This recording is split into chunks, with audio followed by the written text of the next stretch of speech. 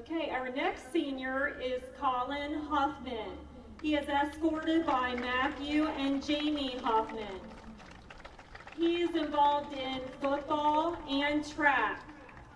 Plans to major in information technology. Again, Colin.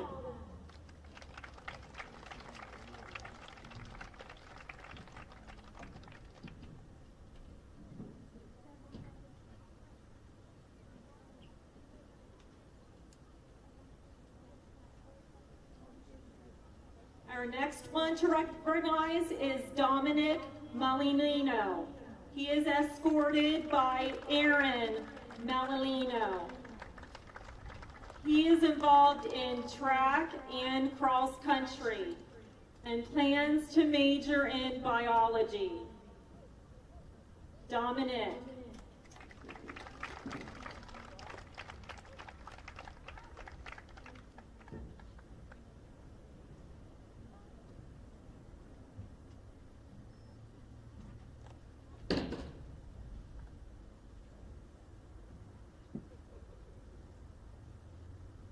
Josiah Anthony Ward, escorted by Jeanette Ward and Alex Homer.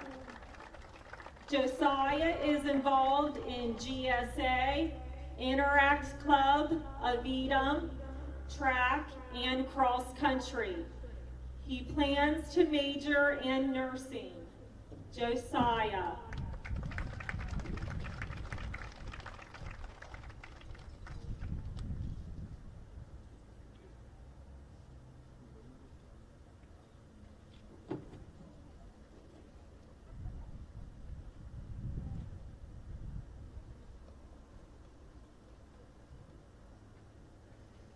Tumi Fadar, escorted by Lula and Tumi. Tumi is involved in peer mentoring, Interact Club, class officer, basketball, soccer, and track. She plans to major in business at the University of Pittsburgh. Tumi.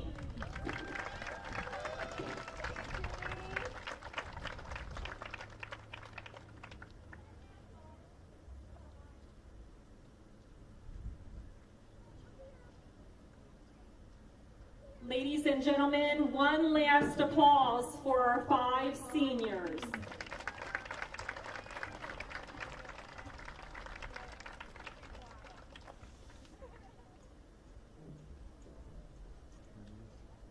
you switch to a different channel?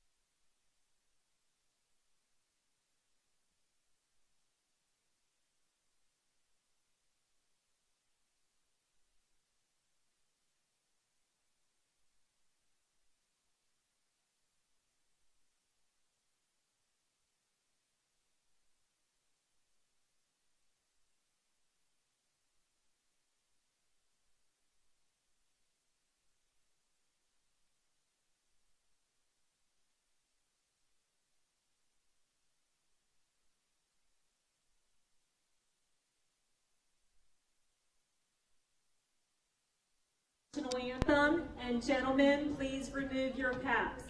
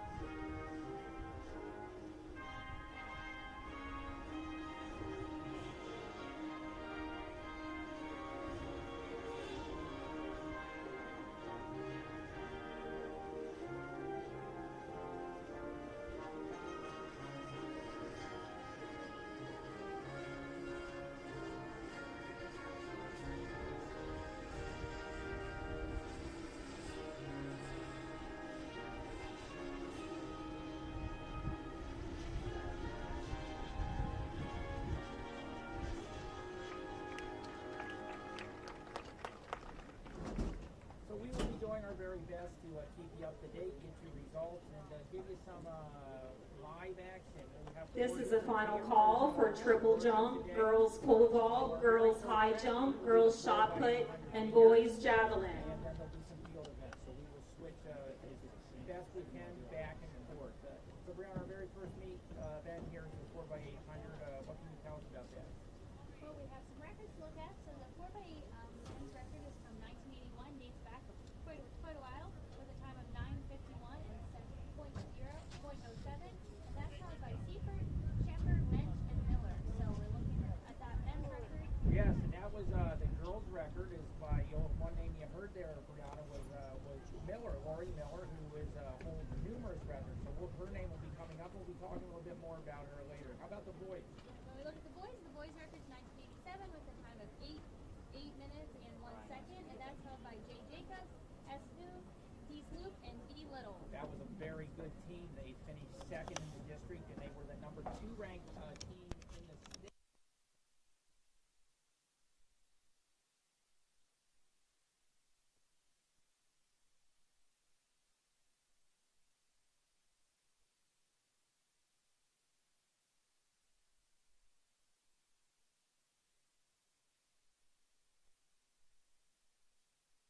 The top 3 teams go to that. We're very excited around to see Leila Campbell today. What have you heard about her? Leila's having a really good freshman season. She has already broken actually 2 records. So far she has a record, she holds a new school record in the 100 meter, the 200 meter, along with the in-200 meters with the expectation to break. Final call, 3,200 relay. First call, 110 and 100 hurdles. For Triple A, so that's exciting. We're looking forward to seeing her run today, and a really continuation of her freshman season. That is unbelievable. Right here in Spring Grove, we have the number 1 ranked sprinter in the entire state of Pennsylvania, which is generally considered one of the top track states in the country. So we are excited to see Leila. Leila broke the 2 records in the 100 and 200 held by Emily Earl, who we'll be actually speaking to a little bit later on. We will be having some individuals stop in and talk to us today to just share some things about the year. So we're looking, waiting for the start of the 4x800 right now. All right. Currently, what do we have on records, team records this year, Brianna? So the girls are coming in with an 0-4 record so far this season. Currently the division, Southwest and Central is in the lead for the ladies with a 2 and 1 record. So those are the current division leaders. Our boys team is coming in with a 1 and 3 record, and Southwest is leading. Southwest and Redline are leading the division currently. Southwest has a 3-0 record, and Redline has a 3-1 record. So looking forward to seeing maybe some wins today. Okay, looking at the starting line, we're going to have a disc competition we have a Spring Grove girls team and a Spring Grove boys team. York High will not be putting a team on the track, so we will get these points. One thing to note today with today's weather, when it comes to dealing with distance running, a big spike in temperature. 6 weeks from now, today would be a perfect day to run distance. But when you go from normal, Brianna, from what's been 50, low 60s at the highest, jumping to high 80s, that's a big change for the disc golf. Especially considering last week at this time we were looking at freezing temperatures. Absolutely. So we will, as I said, Spring Grove will be getting the points here. I see that the girls pole vault is getting ready to start. We will try to get you some action there. We're going to be joined by Dr. Dave Dietrich, who is going to talk to us a little bit and why the 4x8 gets going here. Hi, Dr. Dietrich. How you doing today? I'm excellent. Thanks, Bruce. Okay, good to see you.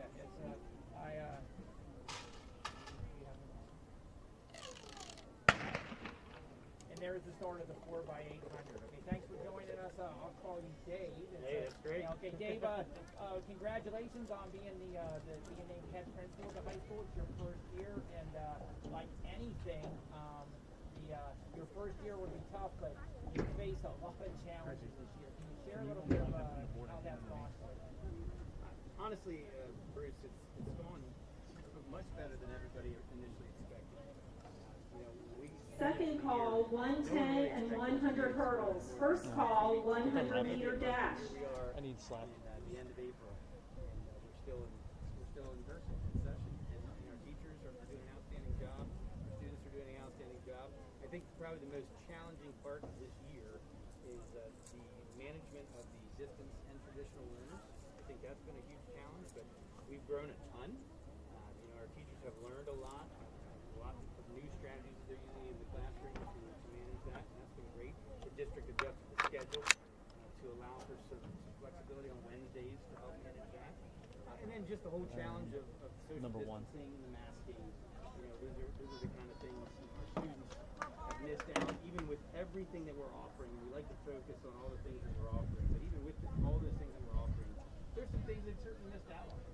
Homecoming dance, prom, there's things where you really can't social distance. You can't, it just makes it very challenging to do those things. But here at the end of the year, we're planning a lot of different events for the students. The seniors have a new event this year called the New. We're going to have a big outdoor event, and we're going to do the senior slides. Kind of a buffet style, but pre-packaged with the food.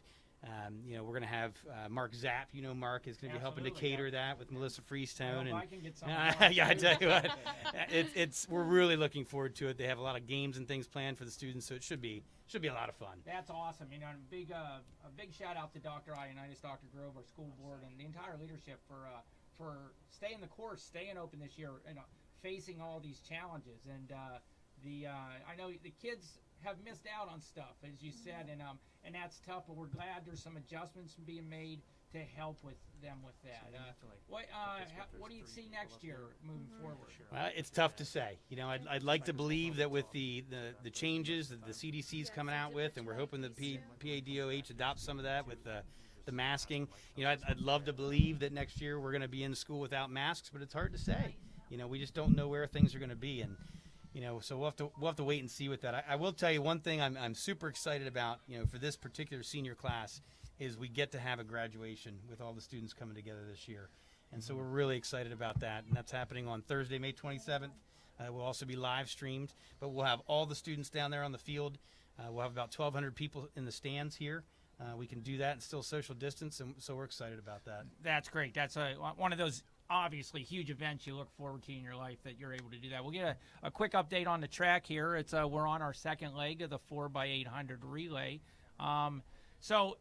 As we said, it's been challenging. You've made adjustments to it. But I think one thing that you kind of hit on, Dave, is that the things that teachers learned this year, moving forward with the remote learning and all that, that's got to be great skills they're going to use looking further down the road. I think what has happened as a result of the pandemic is traditional public schools have had to accelerate what we may not have accomplished for about 10 more years. It kind of kicked us into high gear and kind of forced us to learn some things that we may have waited on. And so it's really propelled us in that regard, and it's opened up a lot of doors for us, a lot of different options for flexibility and scheduling for the teachers, for the students. I know at the high school we're exploring some different things. We have a group of about 20 teachers that are meeting together to explore some different options for students for scheduling, and so we're excited about the things and the developments that we're seeing at the high school. That's awesome. Okay, we'll switch gears here a little bit. We'll go to athletic. I'll brag about Mr. Dietrich a little bit, since he will not. Dave is a Spring Grove graduate. 97? 97. All right, I got correct. that right. Yep. Dave was our first 100-match winner in wrestling, was a district champion. And Dave, will you talk a little bit about what you remember from your, as far as like high school athletics, your experiences, how that helped you develop and moving forward from that? Yeah, well, I think the biggest thing that I take away from high school athletics, and especially with the perspective that I have now, I loved the relationships that I was able to build with my coaches, with my teammates. When I got expanded beyond just Spring Grove and started wrestling for some different clubs and meeting people from all over the state, all over the country, just some really neat experiences.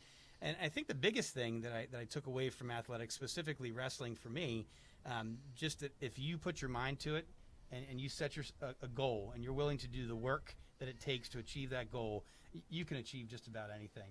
And I think you can apply that to just about anything in life.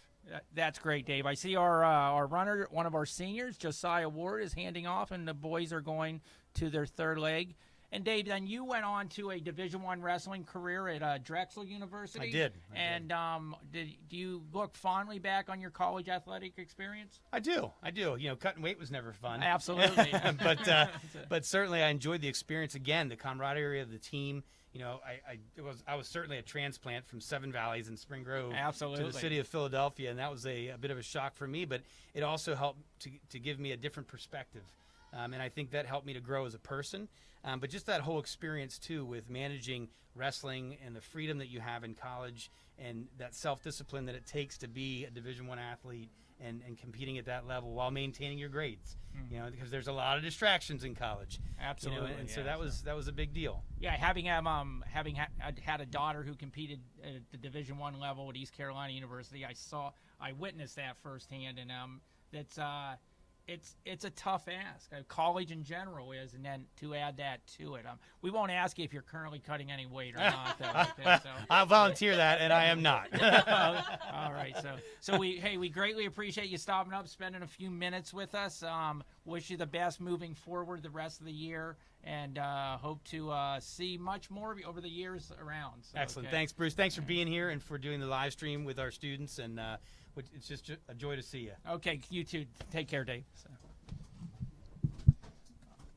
All right, we appreciate Dr. Dietrich stopping in with us and sharing some thoughts there. Very insightful on what the year has looked like. Okay, let's get back to the track. One of the events that's going on is the girls pole vault, and we have a junior Kaylee Grubb is our top vaulter there, and she cleared at the Shippensburg Invitational 8 feet 6 inches is her top vault.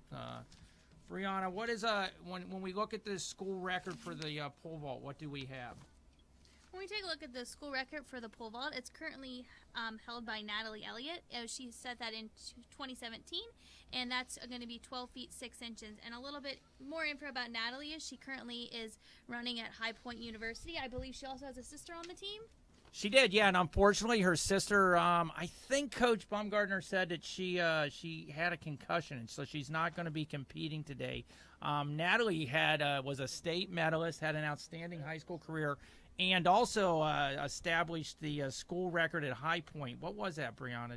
That's going to be her record at High Point that she holds is 13 feet 8 inches. That's unbelievable. For anybody that's familiar with the pole vault, has seen the pole vault, it's a very difficult sport. It's I've always thought, having been an athlete and competed in track and coached for many years myself, that the pole vault was the most technical event, Brianna. An example of that, I came from Williamsport, and we had an individual on our team. His name was Brian Schaefer. He took 4th in the state his junior year, and we had some coaching, not the greatest pole vault coaches, and he went to a pole vault camp over the summer. Jan Johnson Sky Jumpers, and within 1 day, Brianna being there, he improved his jump by 1 foot. Wow. Okay, and that's a guy who had taken 4th in the state. And then Brian went on to have a very good career at the University of Virginia. So that's a shout out to my hometown of Williamsport there, Brianna. So, all right, so we're still checking out the 4x800 here. We see that. I believe we're on our anchor leg. The boys are on their last leg, and then it looks like the girls are coming around, and they're going to be on their last leg as well. They're going to be handing off to finish up then. So typically when we say if you're looking at the 4x800, a really good time for the boys would be anything. If you're under 8:20, that's good. Under 8 minutes is outstanding. As you said, we saw our school record was not just right around 8 minutes.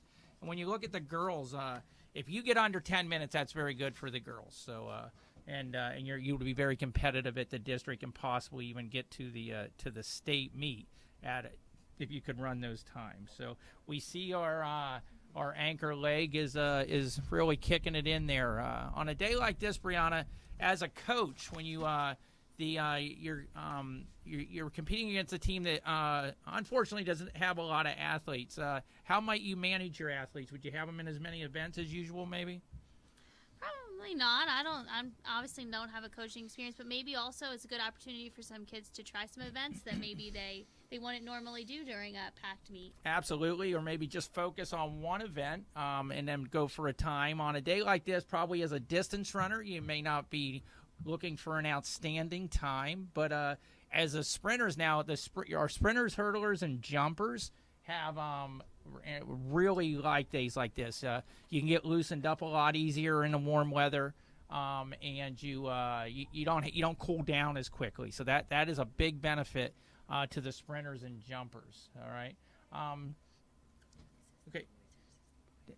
Yeah, and so Brianna, you do have who's our participants in the 4x800? Who were the winning boys team consisted of who? The winning boys team consisted of A. Spengler, J. Ward, H. Dixon, and B. Mills. So that's our boys team. We don't have a time yet. It looks like they just finished, so we will have a time shortly. And it looks like our last leg of the girls team is on her final lap. And who's our members? And our girls team is made up of F. Kitnell, A. German, M. Care, and Hoffman. And again, there is no competition running against them, so they will each get the automatic 5 points. In the relays, there's only one set of points given. If you win, you receive the 5 points, and obviously if you don't win, you don't get those points. And we're in the individual events. You get points for first, second, and third. And you get 5 for first, 3 for second, and first for 1 for third place there. Obviously, it's nice to win, but what you find in very close meets is that the second and third place finishers are very important. In my coaching time, I've had numerous meets come down to the fact that we won meets because we had more third place finishers than the other team. Absolutely. And that comes down to depth. Now, York High has a very proud tradition in track. Unfortunately, they've been a little down the last few years. Particularly, they have a proud tradition of sprinters. Most notably, recently was Knowledge Timmons, who as a junior won both the 100 and 200 meters at the PIAA state meet, and as a senior was second in the 100 meters, but was injured and had to pull out of the 200 meters. Knowledge then went on to a football career at Penn State. All right, we're finishing up here, Brianna. Who's our anchor runner finishing up here strong? Our anchor runner is going to be E. Hoffman. Okay, and she had a nice kick there at the end to finish, and they will collect the 5 points there. All right, we'll see if we can catch on any action here on some of the other events. Athletes and coaches set the hurdles for the boys 110. And looking forward to the 110 and 100-meter hurdles. Spring Grove in lanes 1, 3, 5. Visitors in lanes 2, 4, and 6. Second call, 100-meter dash. All right, and as we look to the hurdles as we begin, Spring Grove will be in lanes 1, 3, and 5, and then York High runners will be in lanes 2, 4, and 6. That is you hear the calling in the background. That's to let the athletes know that their event is coming up, and that's our own Miss Kelly now doing those calls. Who do we have competing, Brianna? Did they send Don't that have list who's out? going to be competing yet, but I did just get a time that the girls 4x8 team finished with a time of 13 minutes and 4 seconds. All right, okay. Probably faster than I could still run these days. Definitely faster than Mr. Richards could run. It's all right. We'll try to the first group up will be the boys running the 110-meter hurdles. They run, and the girls then run 100-meter hurdles.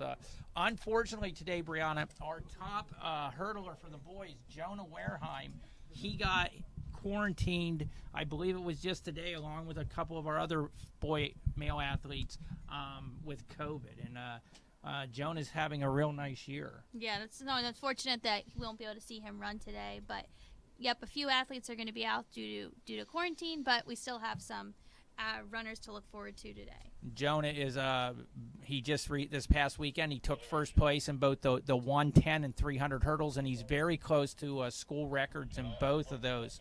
What do we have for the school record in the hurdles?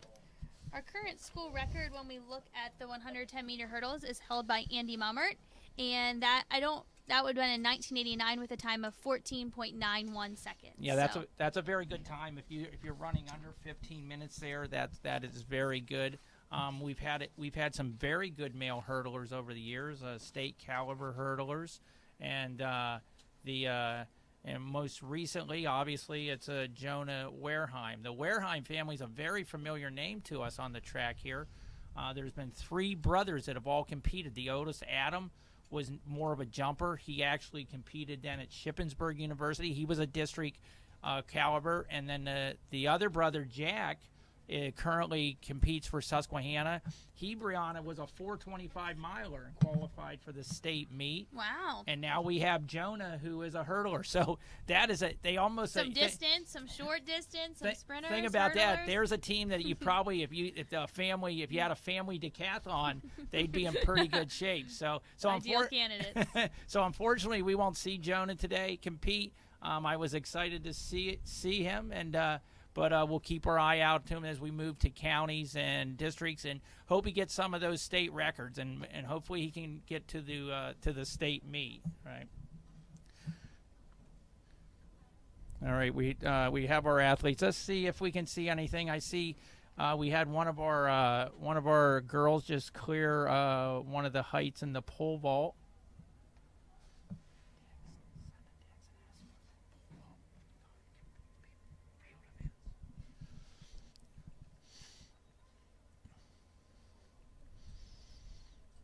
And we also we have in the background, you can see the high jump is going on, and the high jump is from what I can see, I don't see any York High competitors. I do see we have a couple Spring Grove girls competing. Talking to Coach Eric Bumgardner before the meet, our team this year, girls team, he's our head girls coach, is extremely young, Brianna. We have 18 freshman girls competing on the team. Yeah, so he said it's the best core of talent he's ever had. So obviously, so a bright future ahead of the future looks these bright, girls. and when one of those freshmen is the top sprinter in the state, that certainly helps. Okay. All right, we do see some runners at the blocks, and we see that we have one of our girls coming down with the pole vault, and maybe give you a little pole vault tips if we can as they come. I believe that it's kind of hard to see, but I believe that is Kaylee Grubb getting ready to vault. As I stated, Kaylee had she was having an outstanding freshman year. Okay, and we're off. We have 2 Spring Grove runners. Okay, and as you see, the Spring Grove boys runners, they are ideally seasoned runners. We will obviously take 1-2 here, so there'll be 8 points given out, not the 9. Okay, now if he gets up and finishes, he will be okay. All right, he does cross the finish line. They were one thing you saw is that when you're talking about hurdling is that you want to stay low over the hurdles, because as you go, the higher you go over the hurdles, Brianna, the more speed you lose. And 100-meter dash, first call, 1600-meter run. And ideally, if experienced hurdlers, they take 3 steps between each hurdle, and you can tell that. And that is and as you practice and get experience, that's ideal. If you went to a district meet, a state meet, every hurdler there would be doing that. That 3-step technique. All right, Brianna, we're heading to the to the girls' 100-meter. Yep, hurdles. we're moving into the girls' 100-meter hurdles, and currently the record is held by Emily Fultz, and that dates back to 1998. With a time of 14.8 seconds, and I know she was one of your former athletes. She was. I was very fortunate to coach Emily. Emily was one of my more successful athletes. She was a 2-time state medalist. Took 6th as they're both her junior and senior years in the 100-meter hurdles, and she was a district champion in the 300-meter hurdles. Unfortunately, I always thought that her best chance at a state championship was in the 300-meter hurdles, but never quite put it together in the 2 years we were at the state meet with her. Emily did then go on to a very successful career at Kutztown University, where she set the school heptathlon record, as well as being an all-conference runner in the hurdles. So Emily had a very successful post-high school career. Little story about Emily is that Emily did not back then. It was very unusual for freshmen to come up and run. the today it's automatic. Like we said, there's 18 freshman girls on the team. Back then, we might have had a team of 30 kids and maybe had no freshmen. Oh, okay. So we had a girl like Emily Foltz, who was a 2-time state medalist, who never ran varsity track till she was a sophomore. Okay. And so her first, we were in an indoor meet at Gettysburg, and she ran the 400 meters, and she was the open 400 meters indoors, which is much different than running outdoors. And she came across the line, collapsed, and nearly passed out. And I wasn't sure. She had run a pretty good time. I wasn't sure what I had. And then she was supposed to run then a leg on our 4x400 relay team. And I wasn't sure, should I run her? She's only a sophomore. And so I decided to put her in. And guess what? She ran herself to the point of passing out again. And I remember I looked at one of our assistant coaches, Denny Latchall, and I said, we have something special here. And so that certainly turned out to be the case. So. And you notice that they have lowered the hurdles for the women's race. And I believe, is there one less hurdle? Correct. Yeah, you go from a 110 to the 100 meter hurdles. So and then so there would be one less hurdle, and then they're obviously they drop down. So. And then would be one other hurdle event, the 300 meter hurdles later in the competition. Looks like we have about four athletes participating in this race. So it'll be 3 athletes from Spring Grove and 1 athlete from York High. Okay. I'm going to see if I can get you some names. Okay. Again, you want to be you want to pay attention to the start. Ideally, on a good start, you stay low and fast out of the blocks. The worst thing you can do is do that stand directly up out of your blocks. That greatly slows you down.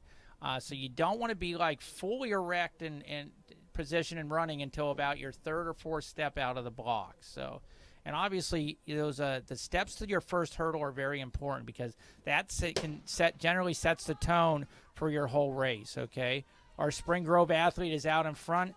She has very nice form, a little high over the hurdles, but very nice. She could bring her trail leg in a little better, and our second place runner looks pretty strong too. A very good effort by our girls there. Looks like we have Spring Grove coming in 1-2, and then York High coming in 3rd. Yes, I was our first girl. I was impressed with her form there. She looked pretty good. And we do have some times and results from the boys' 110 meter hurdles. So we had for Spring Grove, Titchy.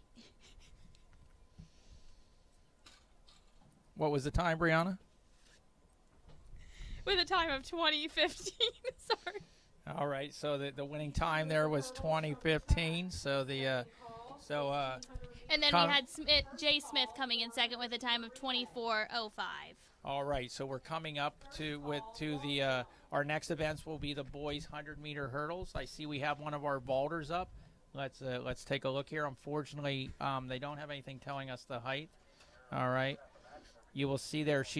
You notice that Brianna, as she approached the bar, she kept her pull on the ground the whole way. Okay, many very early beginning vaulters do that to better control it. Okay, so she's obviously she's I'm guessing a first year vaulter. All right. And so that eventually she will get to where she's holding her pull up, and she can get it higher for her plant there, okay? Because your plant is very important in the pole vault. All right, so what do we have? We don't have any times yet from the girls 100-meter hurdles. Do we have any names for the 100 here? No. Okay, so what do we have we have a school record. Yeah. So we're moving into the boys 100-meter race, and that record is going to date back to 1985, and that's going to be held by Mark Liebertor, and he had a time of 10 seconds, 10:83. That's actually, Brianna, one of our oldest records. It's it all dates back to 1985. That's almost your dad's high school time. I didn't run that fast. I was a distance runner. Yeah. Because when I was in high school, but Mark did that, and we have not always had I wouldn't say we had a rich tradition, Brianna, of sprinters at Spring Grove, particularly on the boys' side. Okay, we've been well known for distance runners, hurdlers, and we had Emily Earle for the girls, and obviously the young lady Leila Campbell is definitely putting Spring Grove on the map this year. All right, so we'll see. We'll keep an eye here. We have it looks like our girl is she's taking at least her second attempt here at this height, And and she she was cleared it. successful. Okay, hit the bar, but it stayed on.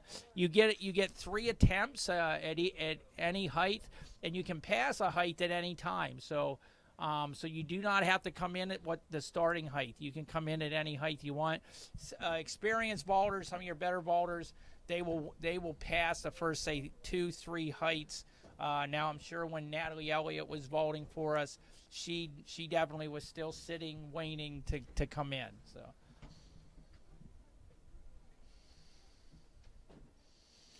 At the looking at our for the guys here, some recent results from the Arctic Blast in the 100 meters. We had Chris Campbell, who ran an 11.73. Tyree Brooks, who ran an 11.76. And we had and they were our 2 runners. So two good, decent times there. And along with those 2, and along with Jonah Wareheim, and one of our other runners, we have posted some very good 4x100 meter times. And it looks like we're going to have a loaded race here. It looks like runners are in all. Yep, it looks like 6 lanes on the track. Yep, we're going to have six competitors here, which is good to see. As I was saying, it's kind of sad to see this few runners, particularly from York High. When I started coaching in the county back in the late 80s, York High was a true powerhouse, not just within York County, but within the state.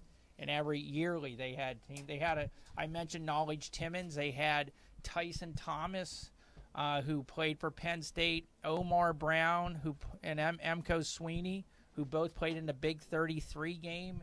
Omar Brown played for North Carolina and went to the NFL. All right, we're getting ready for our start here. Watch the start to see if they stay low out of the blocks. Okay, pretty good start. The one York High runner did stumble in lane 1. It looks like Spring Grove is taking us away. Looks like we will go 1, 2, 3 here. Yeah, So this will be a Spring Grove sweep. They look very good. The starts were strong.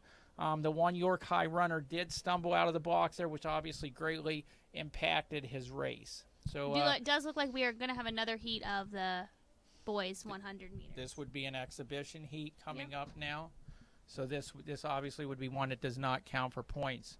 We have a Spring Grove pole vaulter getting ready to go. You see she got in. That was an easy clearance at that height. All right, so.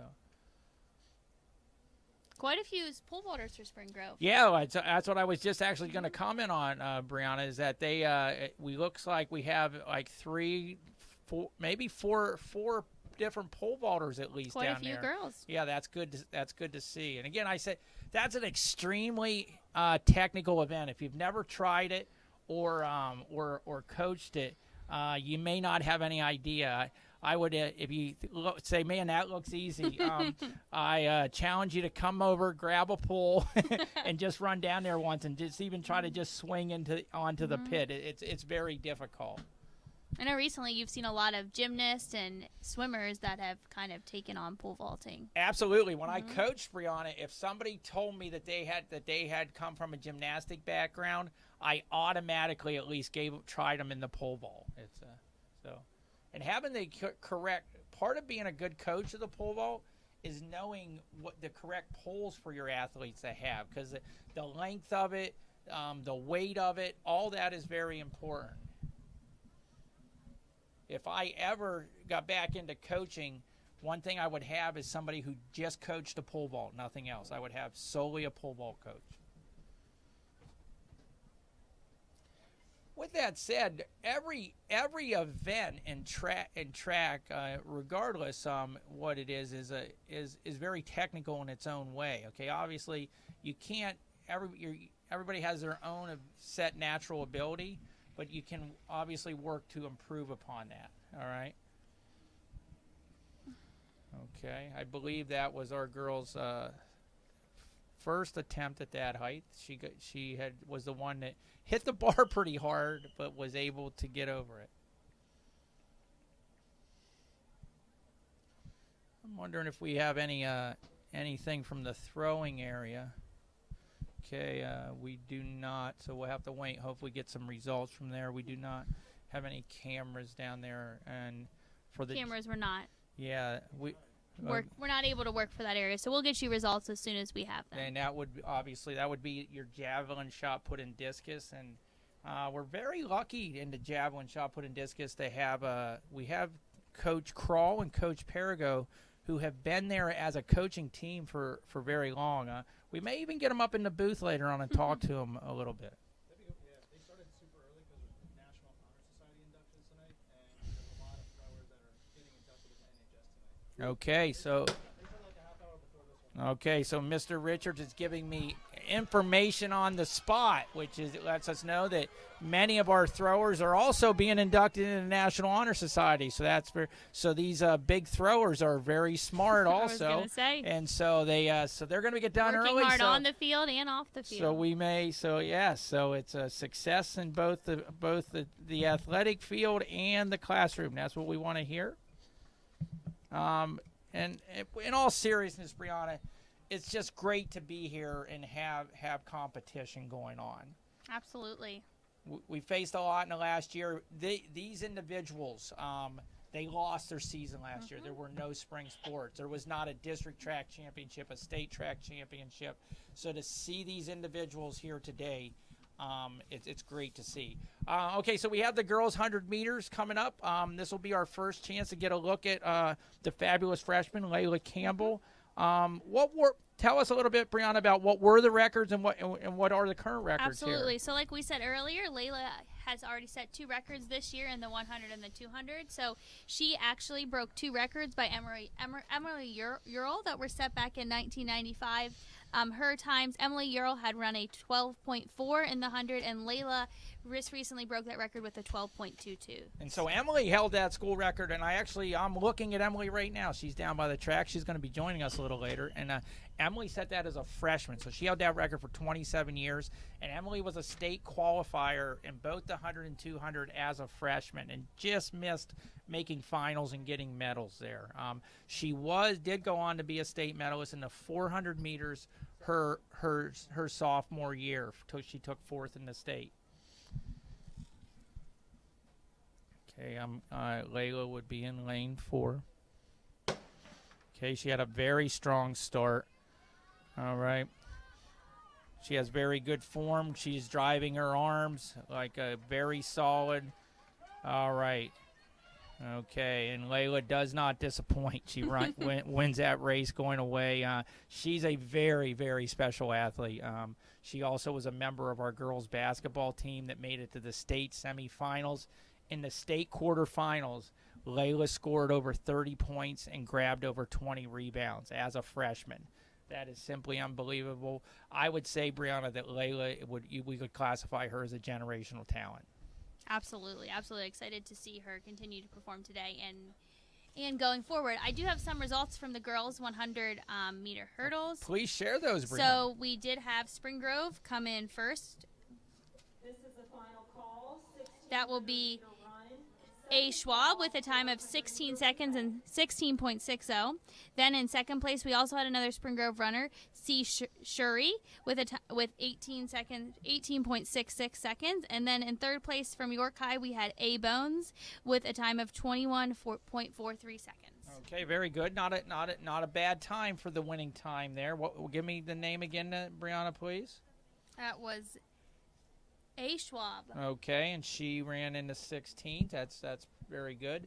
We're going to have an exhibition 100-meter runner for Spring Grove, and we'll get you obviously, we know that Leila Campbell was our winner. We'll try to get that winning time to you as soon as possible. It does look like the bar has gone up in the pole vault.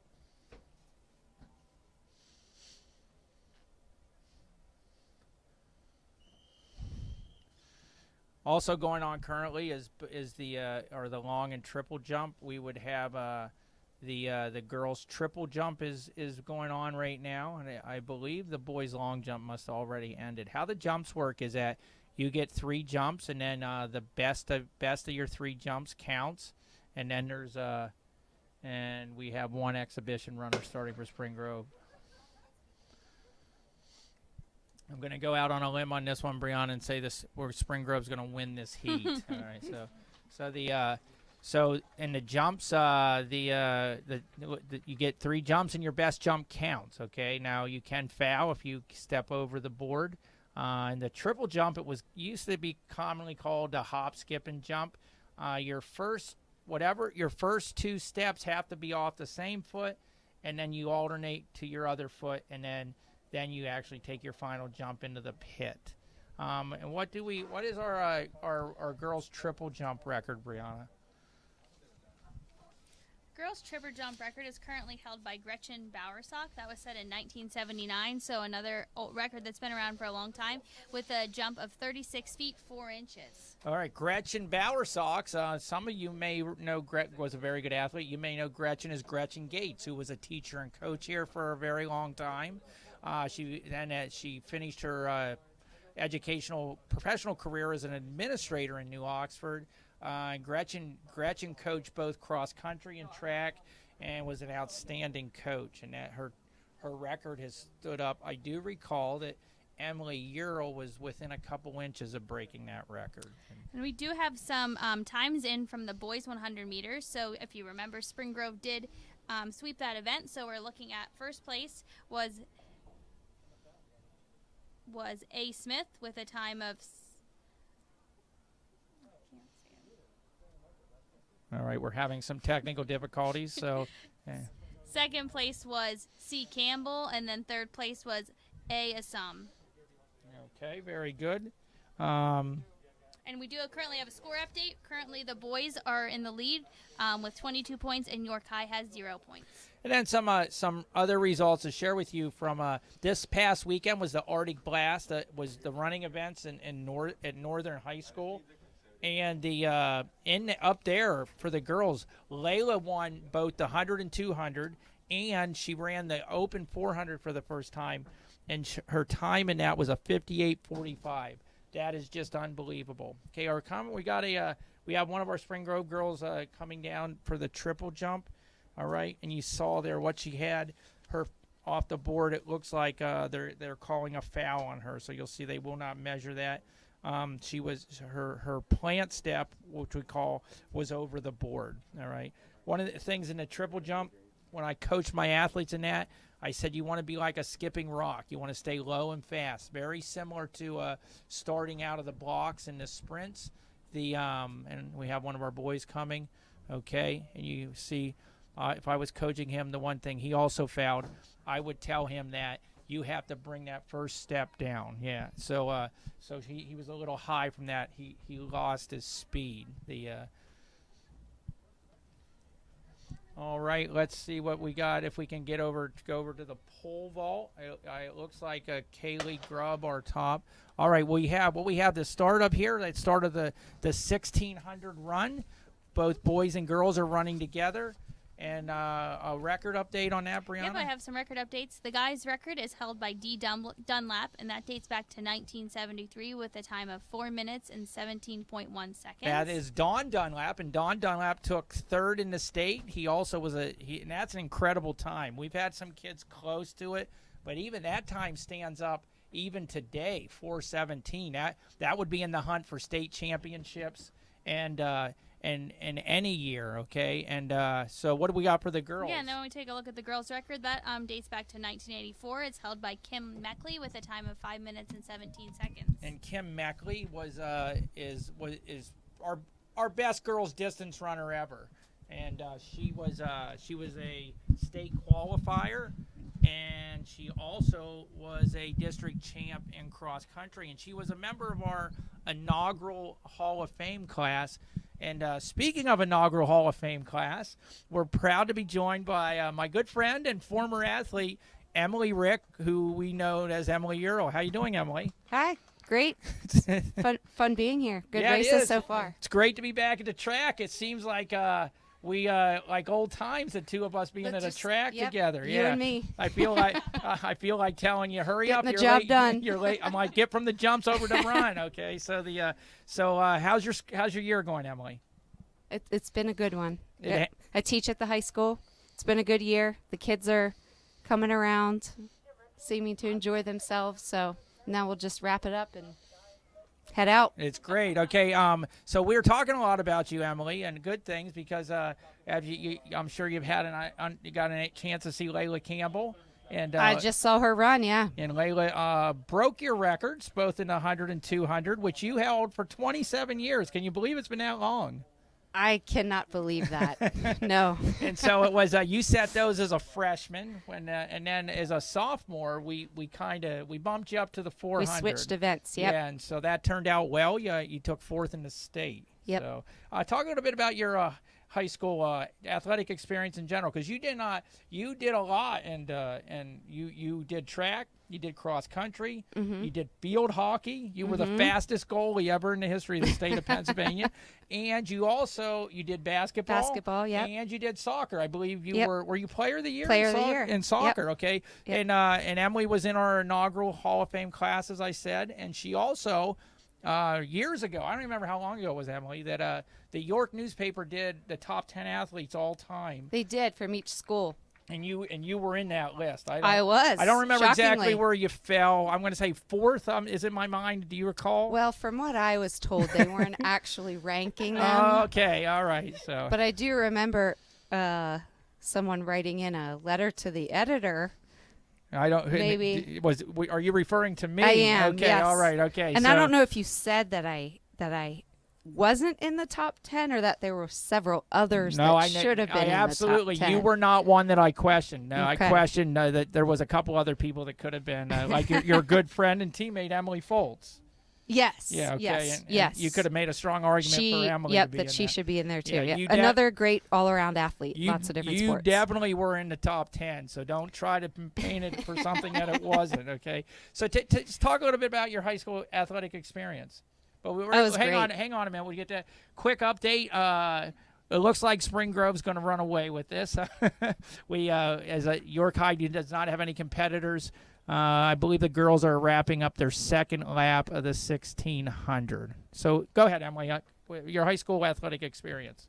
Yep. Yeah, it was a lot of fun. I got to play a lot of different sports, try new things. I think that's one of the benefits of attending a smaller school, that you don't have to come with 10 years of experience in a sport. You can just try something out. And so I tried a lot of things. And I did enjoy track, and I did love soccer. And so soccer was moved from the fall to the spring. And so I had to make a decision. And I decided to go with soccer because it was more fun for me. But I did have a great time doing 2 years of track. Okay, and that's an important thing to discuss, because in today's day and age, there's a lot of specialization. Yes.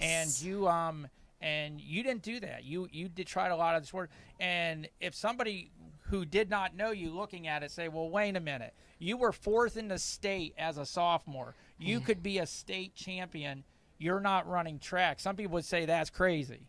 Some people might say that was crazy. I don't know. I don't know who would say that. No. It's obviously for obviously I wanted Emily to keep running, but you were very successful, and you did try. Yeah. You did come back and run a little bit. I ran in college. You ran in your senior year. I ran a little bit my senior You year, had and then had some asthma issues. Yep. Okay, and then continued my career in college, and then called it a wrap after that. So you were at James Madison, right? Yep. And you did run at James Madison. Cross country and track. Okay. Yep. And how was your college athletic experience? It was completely different. So there I was, a small fish in a big pond, which is why I went there. And we have our Spring Grove runners finishing here with a strong kick. We do not have a running time, but we'll try to get a time for you. James Madison, Emily. Yep. So it was a good experience. No matter how hard I worked, I still wasn't one of the best. So I liked that because it was different than what I had always experienced growing up. Yeah, so it was good. It was just cool being part of a big program, Division I program. Yeah, had to be an awesome experience, having had a daughter. Brianna's sister ran the D1 at East Carolina.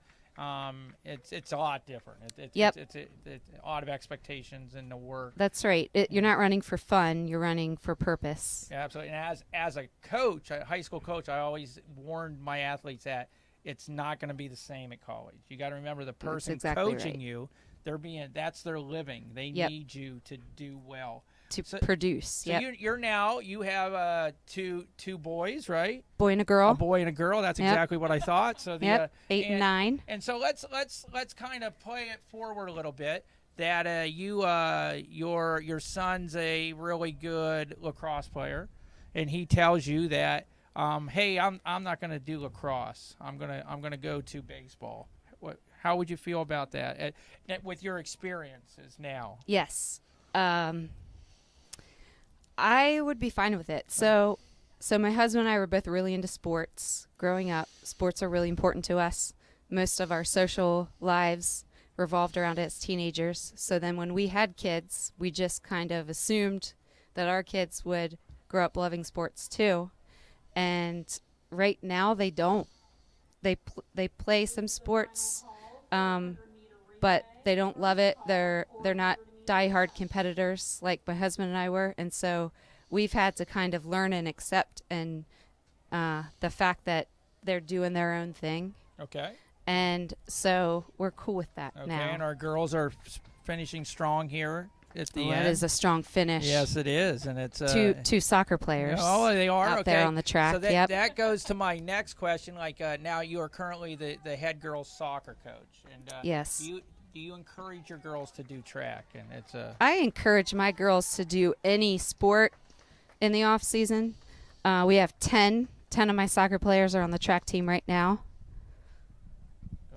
which is the most we've had, I think, ever in all sports combined in the off season. That's awesome. This crop of freshmen coming up, they're very athletic and they're very committed athletes, and so they're the ones that are going to do a sport every season and be serious about every sport that they do. So it's fun to watch them. Okay, and we just saw Kaylee Grubb pole vaulting there. You notice that Kaylee holds the pole very high. You can tell she's an experienced vaulter. She was not successful on that vault. I was talking to Coach Bumgardner, Emily, and he said that he has 18 freshmen now. And we were talking about this a little bit earlier. Back when you were a freshman, which was 94, I guess, it wasn't common for freshmen to come up. Now you did, but it was only the very exceptional athletes, where that now has changed, where freshmen automatically go up to the varsity. Yeah, that's true. I guess I forgot about that. Because we were talking about like Emily Foltz, for example, a two-time state medalist. She never ran track until she was for the high school till she was a sophomore. Yeah, okay. So that was it was a big deal. You had to actually do a thing, apply something called super frosh to have a freshman compete at the high school level. Huh. So that's something that's greatly changed over the years. So Yeah, definitely. And I wonder if that's because kids are specializing more, so there aren't as many athletes available for each sport. It's hard to say. I mean, as a former track coach, somebody that loves track, has run their entire life. We talked a little bit about seeing York High when I started coaching in 1987 at York Tech. York High was one of the premier programs in the state, not just the county, the state. And so it's kind of a shame to see this. But I think the specialization has had a lot to do with it. I think so too, yep. Okay, well, great talking to you, Emily. We appreciate you thanks for having stopping me. by. Good luck with the rest of the school year, and we hope the soccer team goes well next year. I hope so too. How about the, Yeah. I almost forgot, unified track. Is there anything we want to say about that? Or? We do, yes. Yep. So last year we started a unified track program, and Unified Sports is it's a new program kind of spreading around the state where students with disabilities that would prevent them from competing in sports can compete in sports with their peers that are already competing in sports. And so the way it works is each person races against people with similar times, and for the field events, they're throwing against people with similar performances.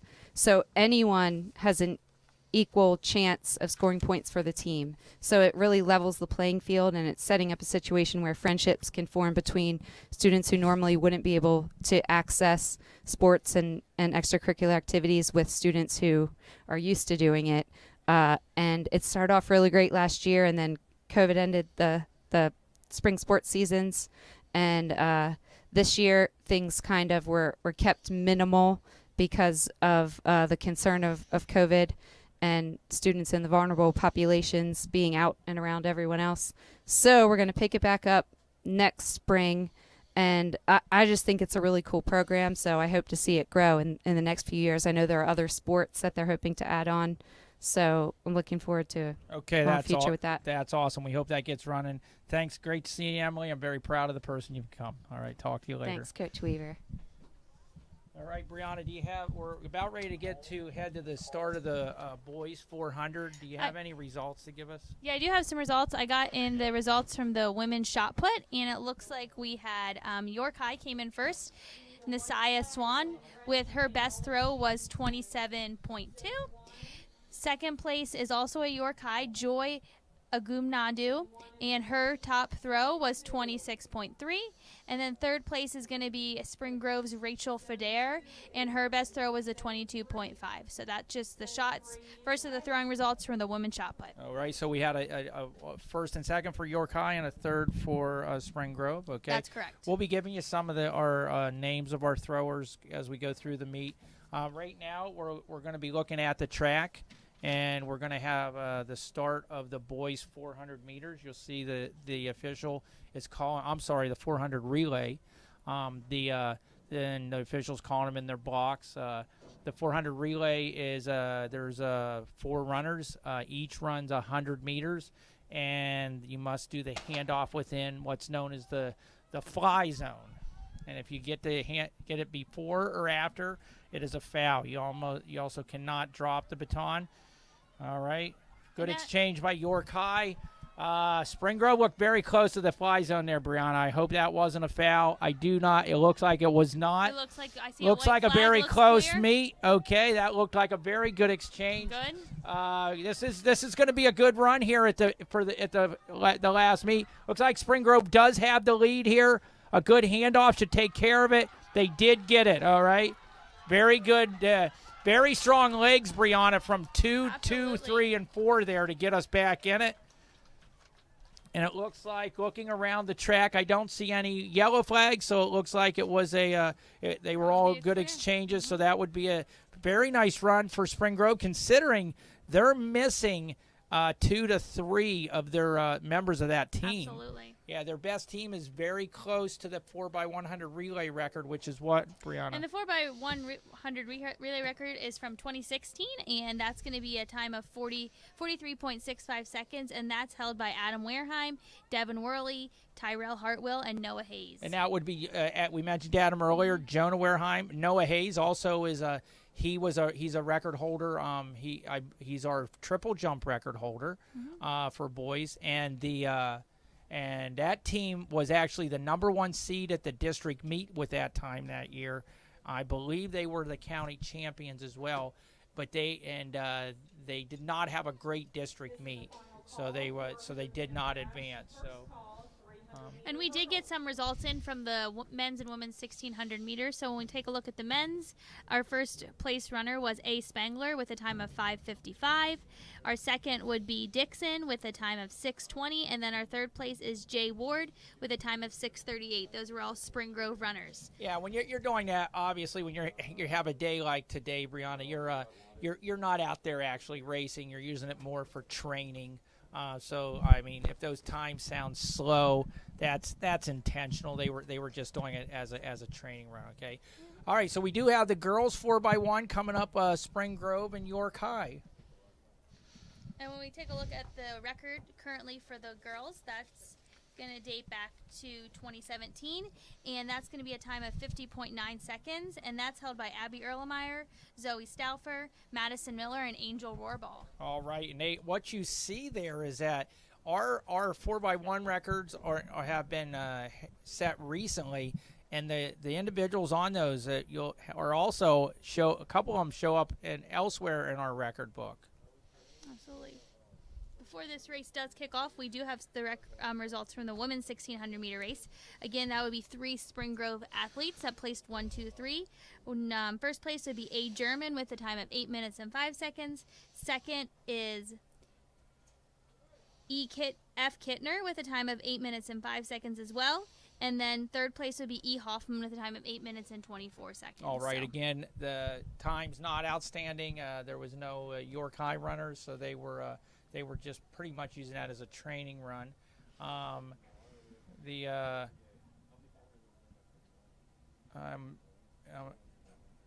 not sure. I believe the pole vault is trying to quickly catch the girls' pole vault. I saw Kaylee Grubb just had a miss. I'm not sure. I believe that may have been her third like that might miss. Be the end of the Yeah, I believe that has ended. All right, and looking at the triple jump, what you see there, if somebody comes down and if they're making their approach to jump and they stop before they get to the board and go back, that does not count as a foul. You have 2 minutes from the time you're called up to jumping. But if you get to the board, you break that plane, then that counts as a foul. So the girls' high jump also would have ended. We apologize. We're trying to get your results as soon as we can. We're waiting to hear from the finisher line to send stuff up. But we like to say the AV crew here at Spring Grove is second to none. They're led by Mr. Steve Richards. The live streaming done this year has just been exceptional. I know my son was part of the wrestling team, so unfortunately we could not attend all the events. But watching live streams from other school districts, it wasn't even comparable to what was put out by Spring Grove. Okay, it looks like we're struggling down here at the triple jump, where our girls are. They keep the last three I saw have all pulled out of their jumps. Okay, we have a young lady. Now when you do that, Brianna, when you set up, what's very important is the number of steps you take. You count your steps. So let's say if you jump off your left foot, you might say I'm doing 6 lefts. So count your lefts, and your 6th left is what you jump off of. Now as you get more experience, your approach will probably lengthen. But generally speaking, like about 16 steps, which say you'll be 8 lefts or 8 rights, would be about it. You don't want to go much further than that. All right. You would think it's very easy that you would be able to fix that and not foul. All right. We have the start of the girls 4x100 meter. All right. Now what you have a stagger here. So until they get to about the middle of the second handoff, it's hard to tell. You can see, Brianna, it looks like Spring Grove has a comfortable lead. It does look like right now, yes. All right, so that was a clean exchange in the first exchange. So third exchange here. Now she ran right up on her. So what you want to do is ideally you want to receive the baton as close to full speed as you can. All right, so it's the practice of this is now. Now what you see, the runner there had to slow down so she would not go out of the exchange zone. Now York High is out of the exchange zone, and I'm not sure Spring Grove was not out of the exchange zone as well. They were very close. York High, without a doubt, was out of the exchange zone, and when that happens, it's a foul and you're out of the race. So we'll have to see what happens here. If we were at a big meet, we would actually do you would do like a replay if it was in question and stuff. It's happened, and it's happened to the United States in Olympic Games where they were the world record holders in the favor, and in qualifying heats they fouled and didn't even get a chance. We did not, Brianna. I think we did not touch on the boys' long jump. That was already, I believe, held. So what's our record in that?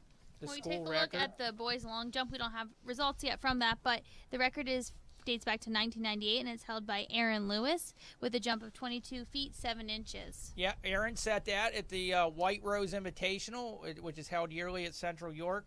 That was not only a school record, it was a meet record and a county record at the time. It has since been broken. But so Aaron, unfortunately, Aaron was on track to do some really special things that year. He had a leg injury and he did not advance out of the district meet. Aaron did end up then competing at West Virginia University. All right, we have a little lull in the action here. I see the boys are warming up. Our next event on the track should be the boys 400 meters.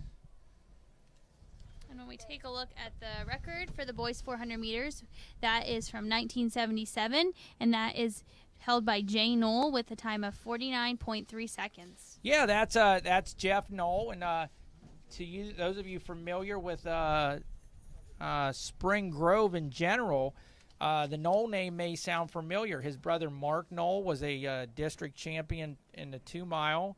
Their dad, Jack Knoll, Brianna Entry, was the principal of Spring Grove High School for many, many years. Mark went on to be a longtime teacher and coach at Dallastown, very successful coaching career. He ran a 4:11 mile at IUP, so that definitely one of the fastest runners ever to come from York County. And that record has stood the test of time as well. We've had, again, people knocking on the door close to breaking it over the years. Very hard. Our most successful 400 runner ever, though, was Scott Eisenhart. Scott Eisenhart ran 1 year as senior high track. He was a county champion. He broke 50 barely, and he qualified for the state meet. Did not medal, but he went on to be a national runner-up on the 400 meters at Kutztown University. He established like 6 PSAC records. He's a member of both the Kutztown and Spring Grove Hall of Fame. I always see, when I see Scott, Brianna, I always say, man, you should have came out all 3 years. Okay, I do believe Scott would have been a state champion if we had him for all 3 years.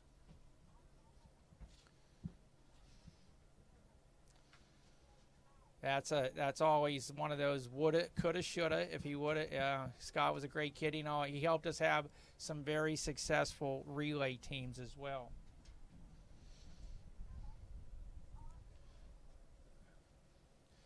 All right, the next events that will be taking place would be boys high jump and boys pole vault. And then we will be switching the jumps down there. We would be having the boys would be going to the triple jump and the girls would be going to the long jump. Looks like we do have some results in for boys and girls javelin, so we'll start off with the boys. First place for the boys from Spring Grove is going to be Ben Wyrick, and his throw was 1:21.6. Second place is also going to be from Spring Grove, Johnny Wilhide, with a throw of 104 feet and 8 inches. And then third is going to be from Spring Grove, Ryan Covington, with a throw of 104 feet 4 inches. All right, so that was a Spring Grove sweep. Very nice, yep. Okay, what else do you have, Brianna? And then looking at the girls javelin, first place is going to be Spring Grove's Hannah Garrison with a throw of 65 feet 9 inches. Second place is going to be York High's Julia Johnson with a throw of 61 feet. And then third place is going to be Spring Grove's Leah Martin with a throw of 60 feet 11 inches. All right, so we're doing good. I would like to make a mention about what's our javelin javelin records, Brianna? If we take a look at our javelin for the, I believe it's Craig Lockman for the boys. It is Craig Lockman for the guys from 1994. It's going to be 109 feet 1 inch. Craig Lockman almost threw 200 feet, and he only threw the javelin for 1 year. Another one of those 1 year wonders that drove us crazy as coaches, he had a phenomenal 1 year that he did that. And then looking at the women's, it's going to be Ashton Ball, and that's 2018 with a throw of 147 feet 9 inches. Yeah, Ashton just broke that long record that was held by Robin Adams, I believe, and then so Ashton was thought had a good chance at a state medal. Unfortunately, didn't throw the greatest at the postseason, but had an outstanding high school career, and that was very recent. So one of our best javelin throwers we have ever had was Bethany Ibe. Bethany Ibe was a 2-time district medalist in the javelin in 97 and 98. She was part of, Brianna, I'll brag a little bit here, of our undefeated 98 girls team, and so some of we talked about Emily Foltz, Emily Earl. We were blessed to have some really good athletes, and we went undefeated that year. And that was that's the last championship won here until Coach Bumgardner won one I believe back in 2017.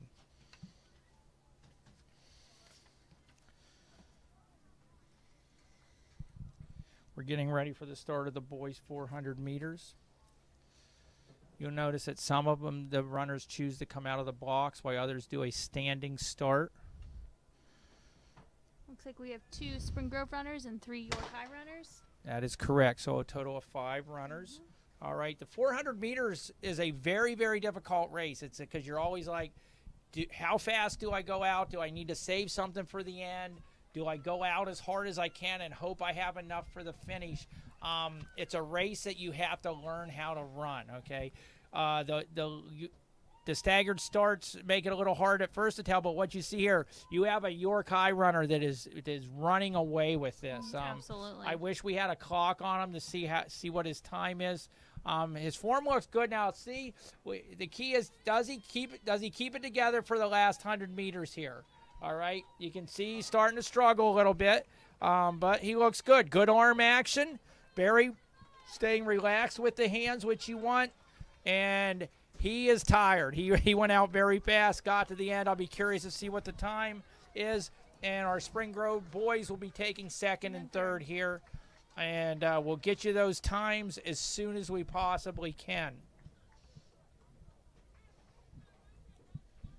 And the 400 will come into play twice in a meet. That'll be the open 400, and at the very last event of the meet is the 4x400 relay. And having been part of a few of those, as a coach, you don't want it to happen, but the most exciting thing, one of the most exciting things you can see is that when the meet comes down to the 4x400 meter relay, Brianna, and the team that wins is the winning thing. So it is very exciting. We've seen some of those happen collegiately, and yes, very exciting. Absolutely. We were at our my daughter Bethany and Brianna's sister at the American Conference Indoor Championships.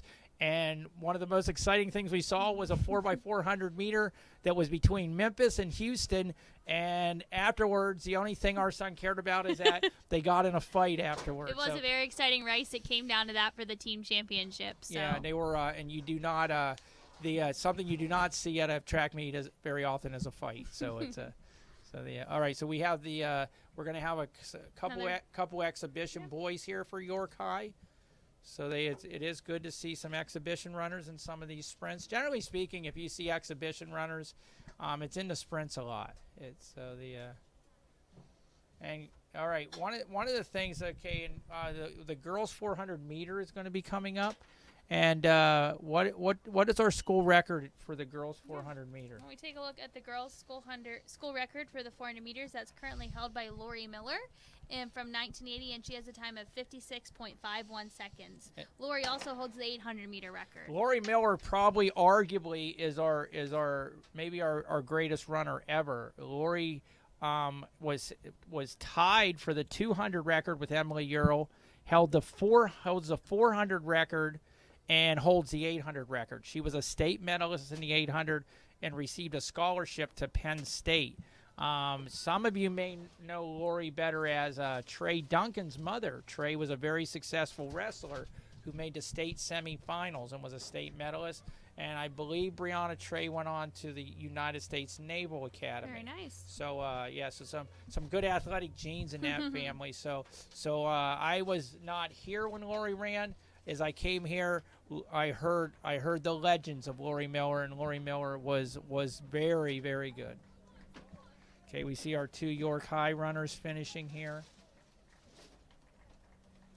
The 400, as we said, I'll be curious to see if they're going to run Leila in this. Now, Leila did run it at this weekend's Arctic Blast, where she won both the 100, 200, and 400, and she ran 58.86, I believe. Let me look at that quickly.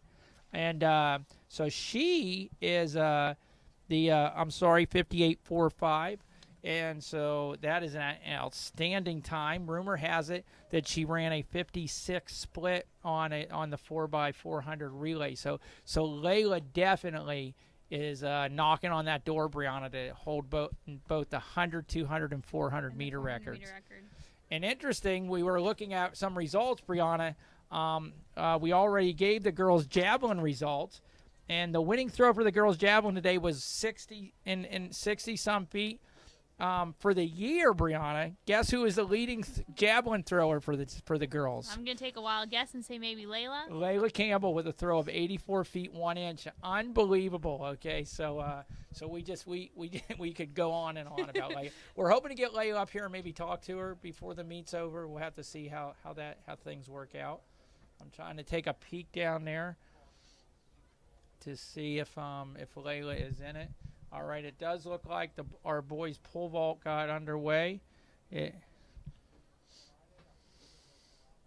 looks like only one pole vaulter from Spring Yeah, I Grove. do not see any. Looks like he might be the only one competing today. Yeah, I'm afraid that we have one. I believe the boys' pole vault was impacted by quarantine today, Brianna, that they lost a couple. Okay, so let's take a look at the 400 here as we get ready to start. Trying to see. Looks like we may only have one Spring Grove athlete running. I believe that is Leila in the box, so we're very excited. Maybe we could have Brianna. Can you get a time on your watch as it runs? Do you have that? We can give you a very, very unofficial time on Leila here. Brianna's going to watch the gun go off. Okay. Leila is the only one using blocks. I do highly recommend coming out of blocks. It's much easier to false start without the use of blocks in the 400 meters. All right, looks like a clean start. I don't think that is Leila. No, I don't believe. I might be wrong. I apologize. We do not have the. Have not been given the list of athletes competing. So. And from the press box, it can be very hard to tell. All right, we have a boy pole vaulter who just cleared the height. Okay, so it looks like our Spring Grove athlete is coming back here. This could be a good run down the stretch. It looks like York High and Spring Grove are 1 and 2 right now. The girl in lane 2, it looks like she could make a run possibly. All right, so we have the York High girl. It's kind of the last 100 meters. Let's see if Spring Grove has anything in the tank. All right, about 70 meters to go. All right, she looks like she's trying to get her here. This is going to be a very close finish. And as the York High girl has just enough to hold her off, so York High 1, Spring Grove 2, and York High will take third here.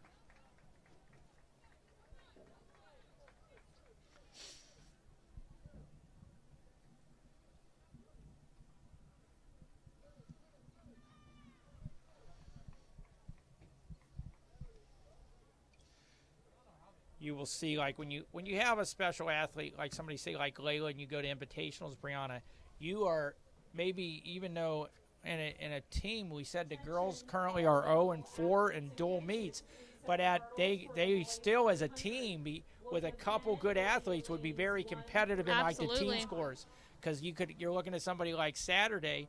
Leila took 3 first places. You had a couple other places, which we had, and you're right in the mix. There's been a couple results over the years, and interestingly, the state meet has been won, the team title, with only one athlete in there. And this is a really interesting fact is that Leroy Burrell and Dawn Burrell, brother and sister from Penwood, they both won the state team title for their high school by themselves at the state track meet. They won 4 individual championships and won the team title. They both ended up being Olympic athletes. Leroy was a world record holder in the 100 meters for a while, won a gold medal on the 4x1 and a silver in the 100. And Dawn was an Olympic jumper.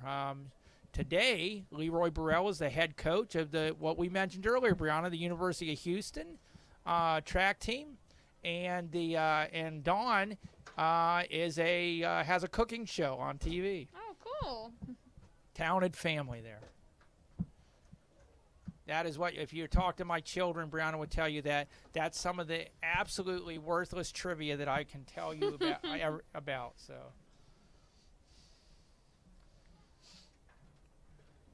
All right, we're going to have Looks like they're setting up for the 300 hurdles. Okay, yep. The next event is the 300 hurdles.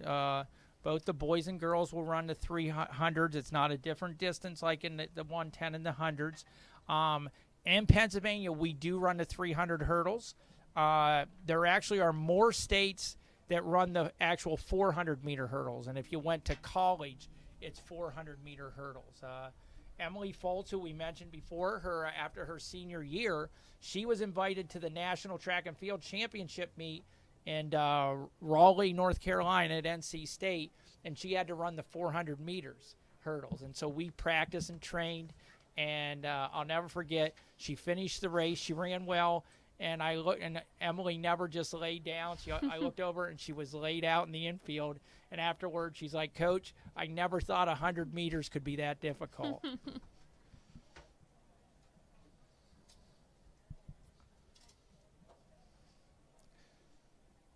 Okay, the 300 meters is also, when I talked about like learning how to run the 400, the 300-meter hurdles can be a lot like that, okay? And it's very, you have to work very hard on your start, your steps, and your approach to the first hurdle, okay? Looking at the long jump there, it looks like we're having they're doing just practice run-throughs. That's just checking your step to get ready to jump.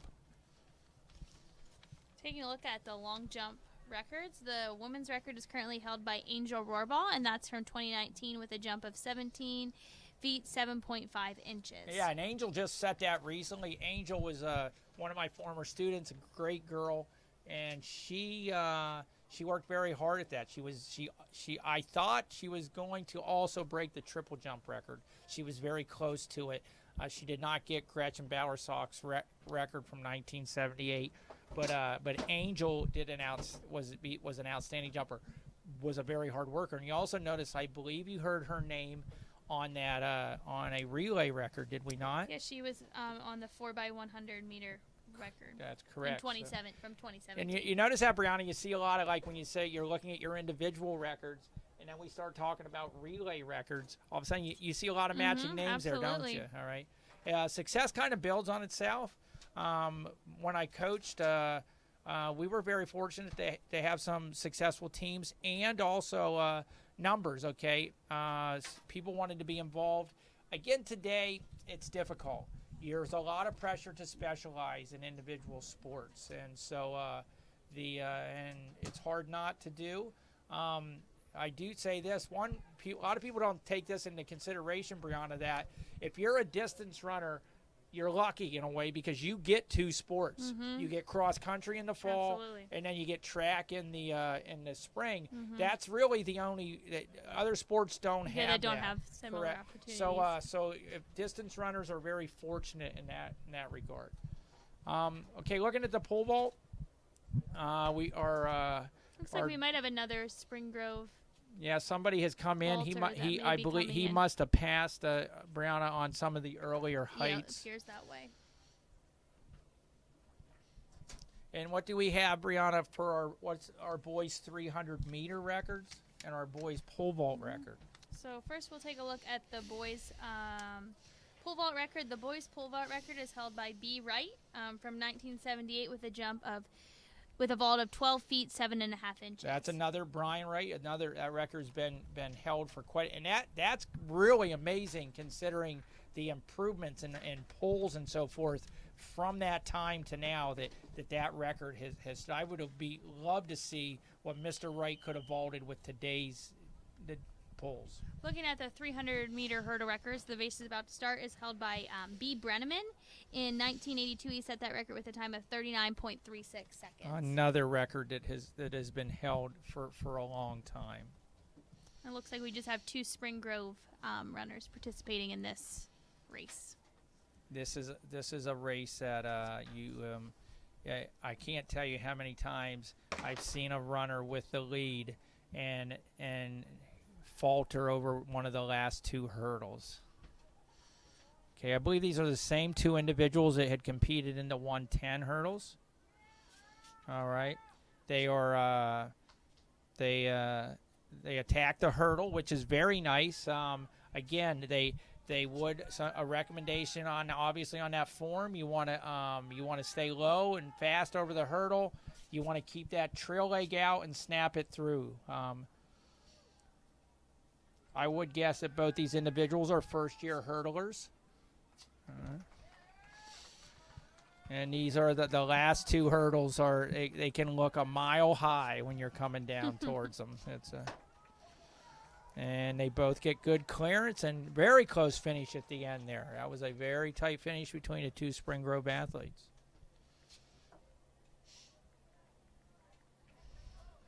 All right, it looks like we have our girls getting ready. I'm trying to see. I don't see any. Let's take a quick look at the pole vault. Our vaulter's getting ready to attempt here. The hurdles for the girls 300. Okay. Call 800-meter run. First Has a call, very high approach with the pole. Good lower. Oh, he did not keep it. He let his hand slip on the pole there. It's a very common mistake. You want to keep firm hands and a good solid plant. And so if your hands slip, you can't get that swing through the pole.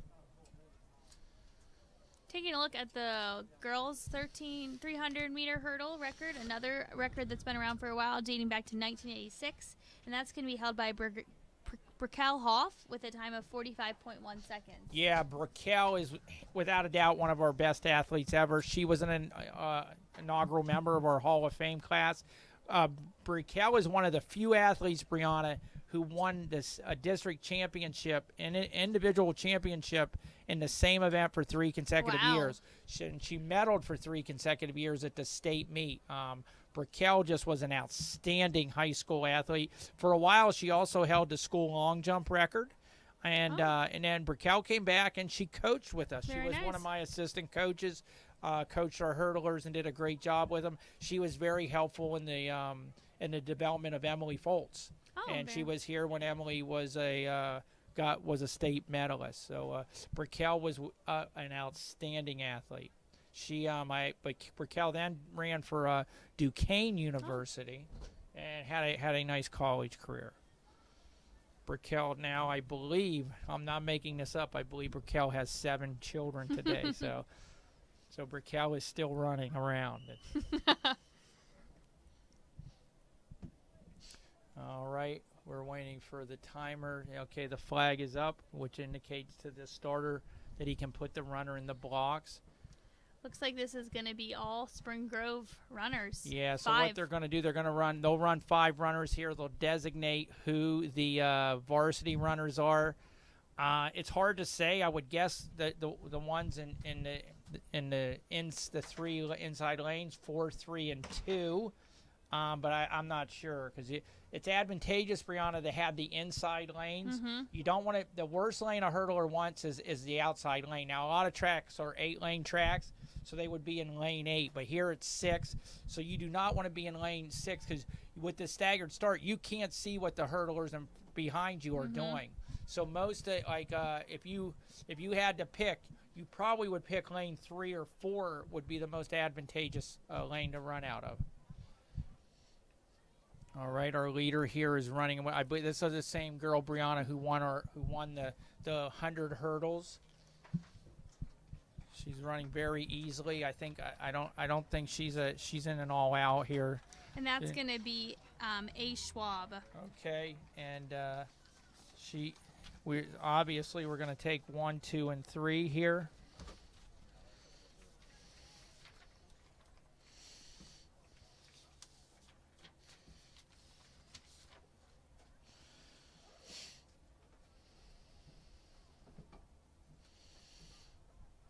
I do know. It's at the past week Arctic Blast. Kaylin Shirey was our top finisher in the 100 hurdles there. So we'll have to see. She was our second place finisher in the 100 hurdles. Yeah, we'll have to see who that is.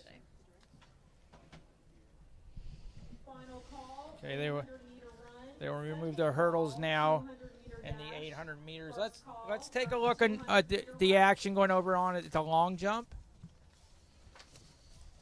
All right, somebody just jumped and they are measuring there. Now, when they measure there, Brianna, what they measure from is your furthest part back. So when you jump, You want to bring your arms through to push your rear end forward, because so then you'll see really like Olympic level jumpers, they will do like what's called a bicycle kick, where you'll get up in the air and you're high enough that you can actually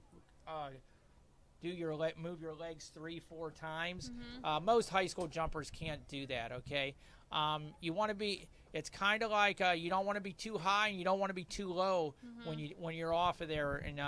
And the big thing we always worked on in jumping was reaching. And I would say, let your legs out as long as you can until it felt like your butt was going to actually land in the sand and then drop. Okay, so it takes a lot of work. Okay, we have one of our girl jumpers coming. All right. Now, she did a nice job there. She got her legs out in front of her. She could have used her arms a little bit better of a reach. You almost like in the air, like if you're sitting down and touching your toes, that's what you want to do in the air, but then you want to swim your arms back behind you. Let's take a look at our next jumper here. We have a slew of Spring Grove jumpers coming up. There are quite a few. Yeah. And I believe the head coach, Coach Campbell, coaches the jumps. Interesting, a little bit about our head coaches, starting with Coach Bumgardner. Coach Bumgardner, Brianna, was quite an athlete. He went to Lancaster Catholic. Oh, okay. And he played in the Big 33 football game. Wow. And that is about as prestigious of an honor as you can get. I don't believe we've had many good athletes. I believe we only ever had one athlete appointed to the Big 33 football game, and that was John Shaw, who played for Penn State University. Okay, so he was appointed to that. Then he played at Syracuse University. I believe he played with Donovan McNabb. They played on a team that went to the Sugar Bowl that year and finished in a tie, and he's still the school record holder for the for Lancaster Catholic in the shot put. So Coach Bumgardner, and then he actually was named he came here he coached a long time in Maryland. He's very passionate, loves track and field, and he was named the Maryland State Track Coach, the Girls Track Coach of the Year one year. It looks like we do have some results in from the boys shot put. In first place is going to be Johnny Wilhide from Spring Grove with a throw of 39 feet, 11 inches. In second place is going to be Spring Grove's Ben Wyrick with a throw of 36.8. And then in third place is going to be York High's Caleb Greer with a throw of 32.9. Okay, awesome. What in our records in the boys shot put? Looking at the shot put, the male shot put record is from 1961. Gary Miller with a throw of 58 feet, 8 3/4 inches. Absolutely amazing. And Gary was in our inaugural Hall of Fame class. That is the oldest record and the most amazing record, because when you consider we had an athlete, Zach Toomey, who set the county record and the county meet record, and he was unable to break that school record. And Zach Toomey, who also was in our inaugural Hall of Fame class, he was a state medalist, okay? So that record by Gary Miller is unbelievable. Okay, on the track, we have the start of the 800 meters. Since we have a small field today, the boys and girls will run together. The 800 is 2 laps. So, another race that it's hard to kind of feel out. How fast do you want to run that first lap? Do you want to save it for the end? Do you want to try to get a lead? The York High runner obviously is going to the lead here. You never know. We had a girl years ago who will remain nameless. She was doing the 800 and they shot the gun, and she was in a dead sprint for the first lap. And then one coach came running over to me and said, "Tell her to slow down." I said, "You're not going to have to." All right, because when she got to at the end of the first lap, she absolutely was done. So it did not turn out very good for her. Very nice. So we do have some results from the women's 300-meter hurdles. In first place was Spring Grove's A. Schwab with a time of 52.19. In second place was Spring Grove's J. Mascaro with a time of 56.41. And in third place was Spring Grove's A. Dressler with a time of 57.12. Very good. All right, and we got the Dressler name might be one you're familiar with. Her brother Tommy was a very successful wrestler. was a senior this year. He's heading to Lock Haven. We see the 2 Spring Grove runners are overtaking the York High runner. He might have been out a little too fast there. We'll see if he can find something here to hang on. And we have 2 Spring Grove girls running in the race here. In the race as well.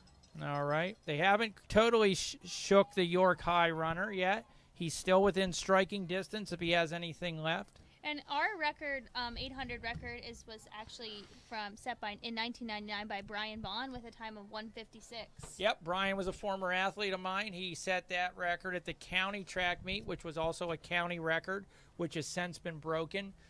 Brian went on, Brianna, to finish 5th in the state his senior year. Very nice. And then our women's record is another record held by Lori Miller from 1981 with a time of 2:14.79.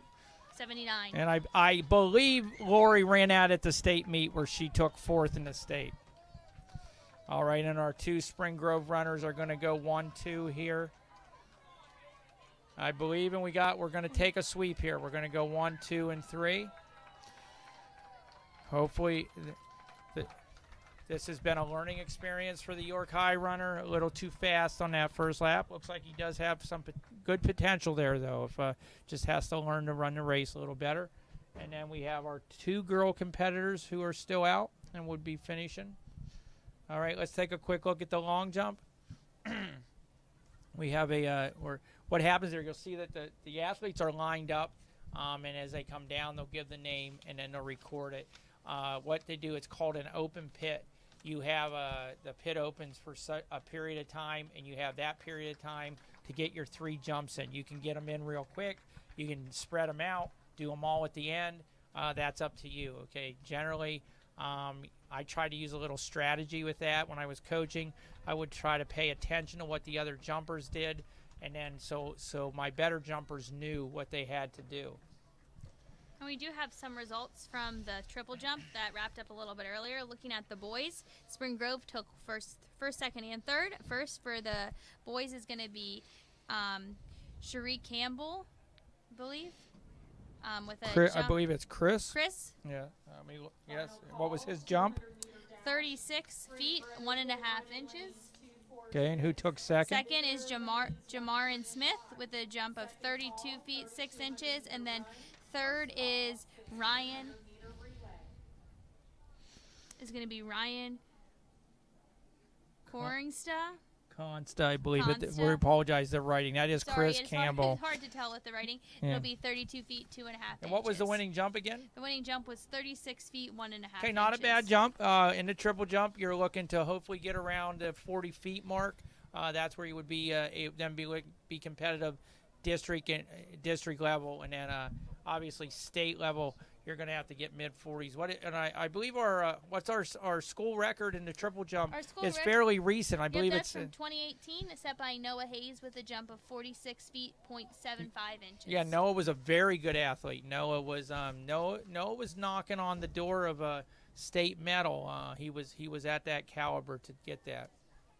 And take a looking at the girls triple jump. It looks like we had two girls that finished in place. The first is going to be Abby Dressler with a jump of 29 feet 10 inches, and then the second is going to be Julia Mascaro with a jump of 29 feet 4 inches. Okay, we already had 2 competitors there. It is. We do see that York High does have some competitors in the for the long jump here. I don't know if they have any female competitors.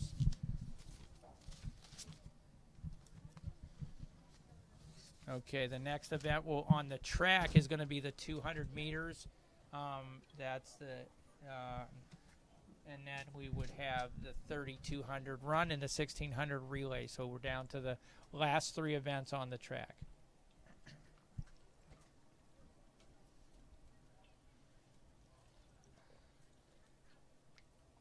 Let's look ahead to the 200 here a little bit, Brianna. What's our as far as we had some very good times in the 100 for our guys.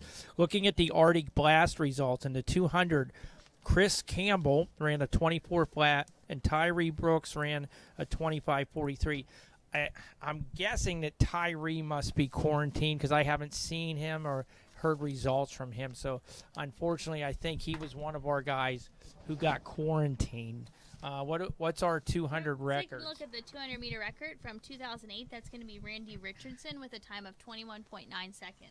Yeah, and if you look at that, if you look over at the high jump record, Brianna, I think you'll see a similar name there. Same year, that was also 2008, and he holds the high jump record with a jump of 6 feet 9 inches. That's it, 6 feet 9 inches. Randy was an incredible athlete. Randy actually took second in the state his senior year in the high jump.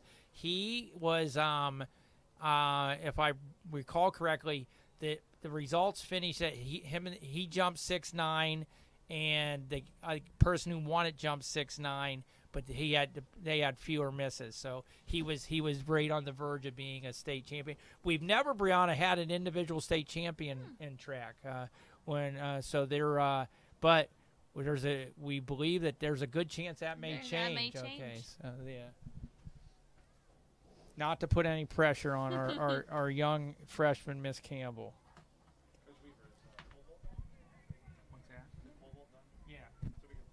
Yep. So the pole vault is wrapped up. We'll hopefully get you some results there as soon as possible. Looking over, we're getting ready for what's going to be the boys 200 meters is going to go off, as we said, which that record's held by Randy Richardson. I have a feeling, Brianna, if we come back here and say 3 or 4 years, that one Miss Leila Campbell's name is going to show up on our record sheets a lot. I would imagine the same thing. I would think there's some of these with these 18 freshmen beyond the individual records. I would say maybe the 4x1 and the 4x400 records will be in danger also.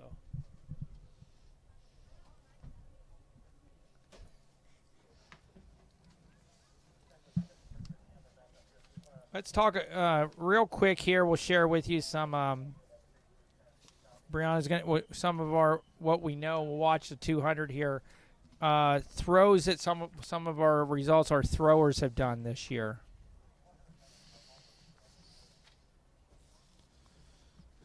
Looking at our javelin, we talked a little bit earlier that our number one thrower actually was Leila Campbell when she threw it at, looks like about 2 meets with 84 feet 1 inch. And then another Hannah Garrison with a throw of 72 feet 4 inches, which she was the winner today for us. Looking at the guys, we haven't gotten the guys' results in from javelin yet, I believe. We did, and it looks like number one's going to be our Ben Wyrick with today he was the winner, but it looks like number one is Jonathan Wilhide with a throw of 124 3 inches, and he was second place for the Rockets today. All right, we have the start of the 200. One of the names also there that I'm guessing is Andrew Osman, who is he does both sprinting and some throwing. It doesn't look like he threw today. Yeah, I don't believe he again, I'm guessing he must be quarantined. Okay, we only have one Spring Grove athlete. Very tight race coming down the stretch here. From our angle, it was very close. I believe from my angle, I would have guessed the Spring Grove athlete, but very well could have been the York High athlete. That was a very close race. It's hard to tell from our angle. I'm sure that our fearless leader, Mr. Richards, could tell us who won that race. All right, but it was a very good race. So. Yeah, it's very disappointing to the one day we do the live stream that some of our better athletes were not able to compete. But again, this is the world we live in. It's a day-to-day thing, Brianna. You don't know who's going to be eligible. Absolutely. And it's really scary when you think about it. You have somebody who may be the very top seed in something, and the day you're supposed to go to the meet, you're informed, by the way, you're quarantined. Mm-hmm. All right? So as a coach, the frustration, the up and downs, it has to be very difficult to manage.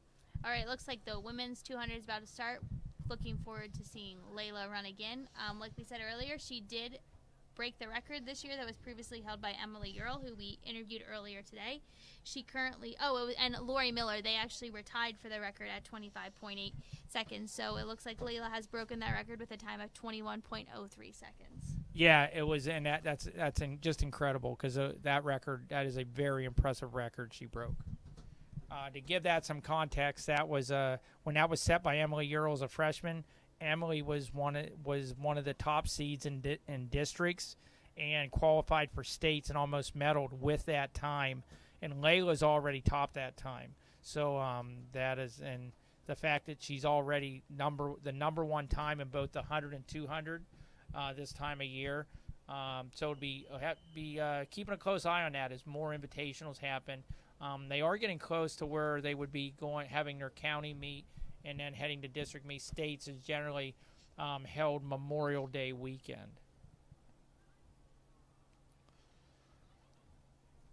I always look forward to Memorial Day weekend, Brianna. Besides being having a Monday to rest from work and coaching, I was at the state track meet, and I always love that. It's always been nice that it's held at Shippensburg University, which is fairly close to home here. And when you look back over the years, some of the athletes I saw compete there. All right, good start, very good start by Leila. She obviously has been well coached. Oh, Chris Campbell is Leila's brother, so that's one of the. Yes. All right, and Leila's gonna. Brianna, did you get an unofficial? I do not have an unofficial time. All I'm right. sorry. We should be getting Okay, results soon. we're gonna We'll do keep you 1, updated. 2 here. Curious to see what Leila's time is. You never know if her coach had her telling her to go all out, just run to win, run it on today. It's hard to say. My guess is that Leila was not going all out there for this race. Okay, looking over at the long jump, it's still going on. I would think. I'm guessing we got to probably be getting fairly close to the pit being closed. We do have some exhibition runners. Looks like we have 2 York High and a Spring Grove exhibition runner. That was really exciting, Brianna, to hear from Emily about the unified track Absolutely. team. Do you know anything about those? Have you heard about it? Yeah, I know that they've, in the last few years, some school districts, especially in the York County area, have been adding them. I think specifically track and field, but it's exciting that schools are thinking about adding sports beyond track and field. I have one of my friends is he coaches Dallastown, and they were competing against West York. I know what they so they're two of the schools that have it, and it's a great way to get some, as Emily said, some kids involved that would not normally be involved. Mm-hmm. So I'm excited to see that go.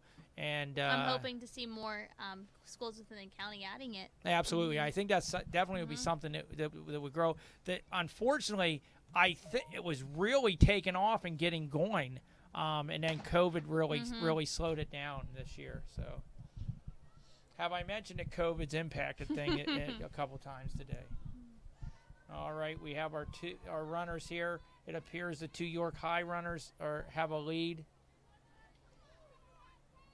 All right, the front girl has very nice form. She was running very relaxed, good arm action.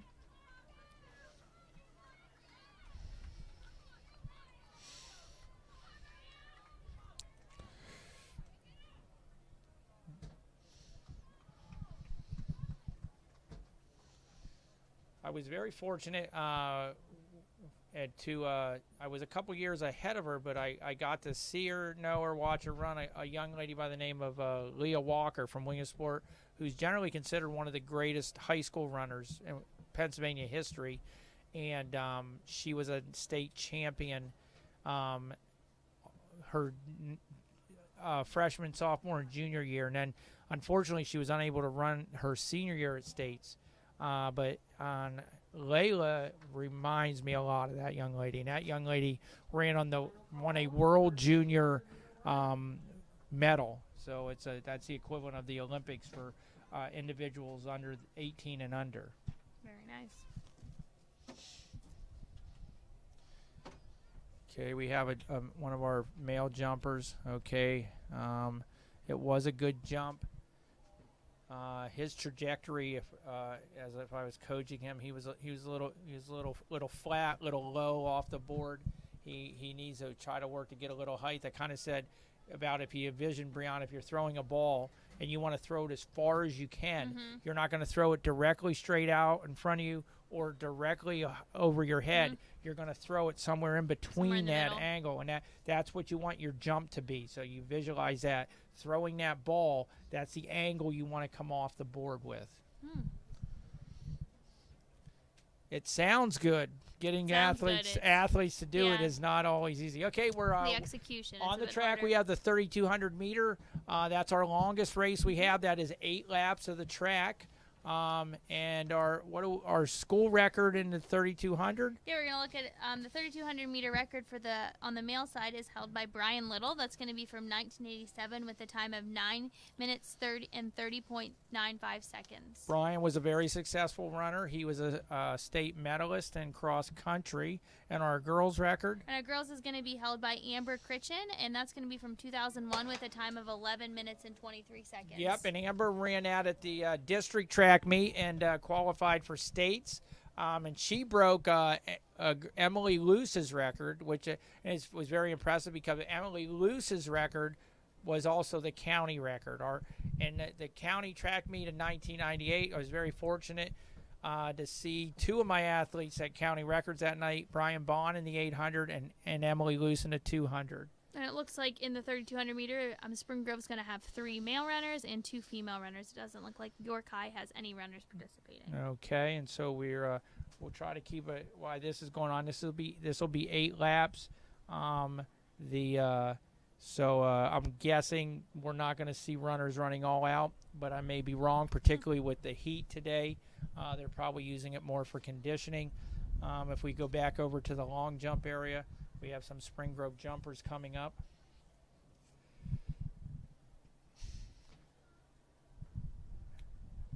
We have a jumper coming down. Okay, he a little better height on that jump. Definitely has to do a little work on it. What I would like to call his leg action. But for the most part, that was a better looking jump. We do have a York High jumper up. It's the first one I've seen go.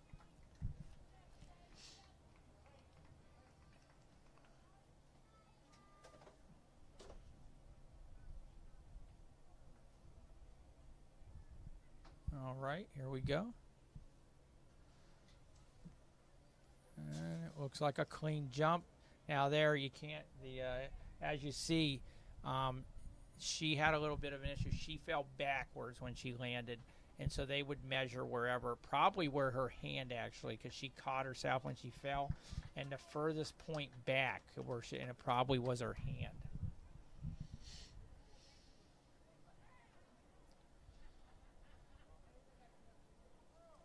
I always tried when I coached was if I had girls who were good sprinters. A lot of your better sprinters are also very good long jumpers. Okay, finding a triple jumper can come from almost anybody. It's and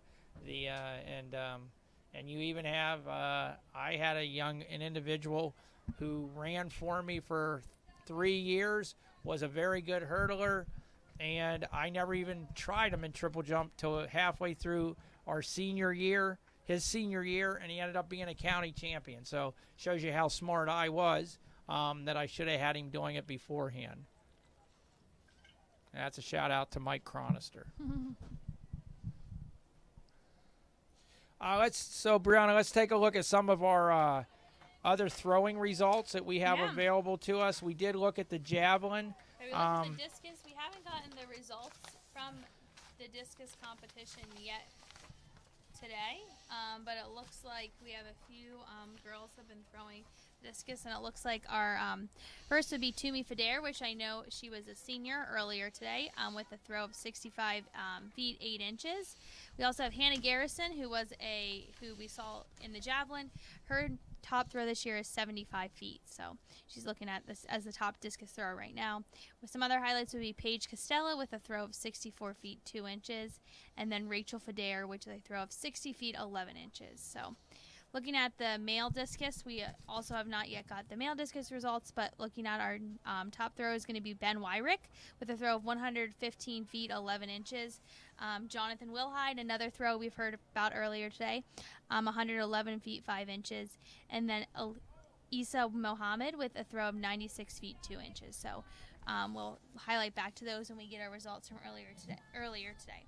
Looking at the record for that, our male record for discus is going to be Zach Toomey, and that's going to be set in 2002 with a throw of 170 feet 1 inch. Yeah, we mentioned Zach before, and I see that's Kaylee Grubb taking the long jump there, so it's nice to see her.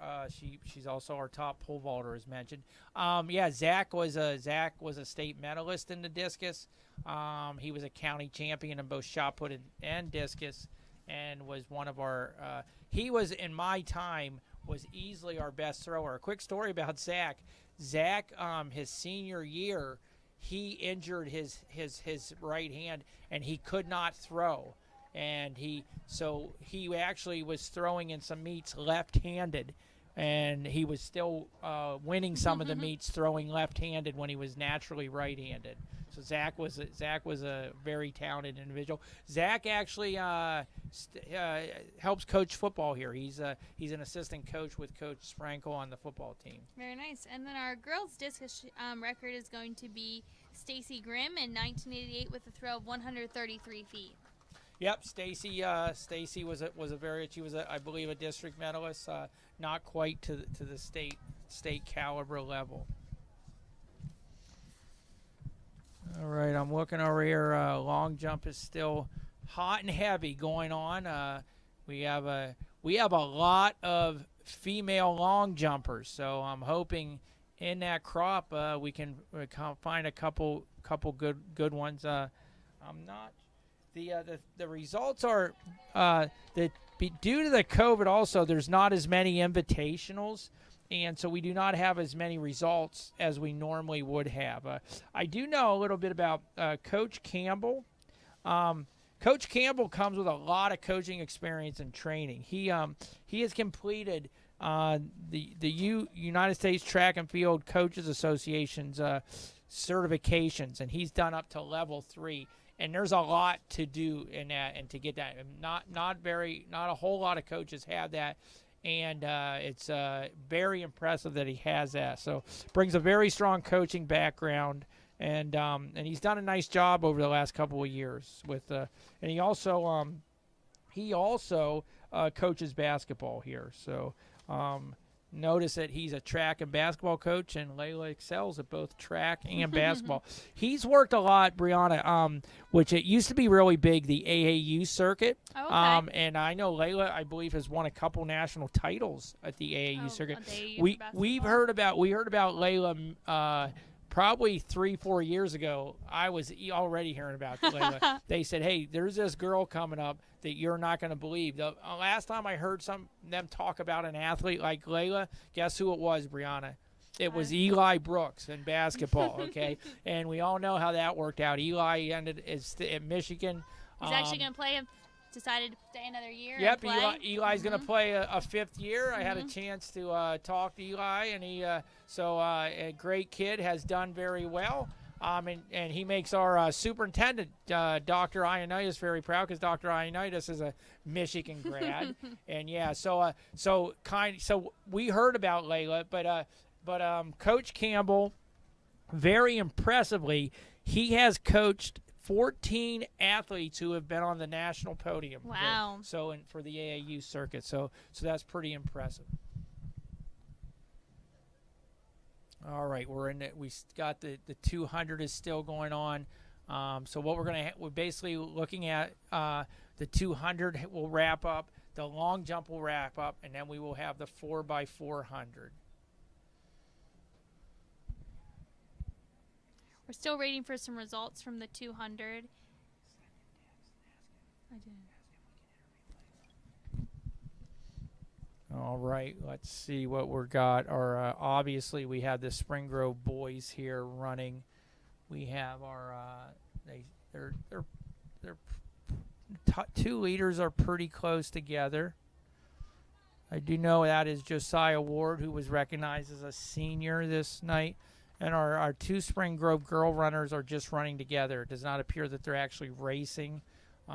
It's just they're on a training run.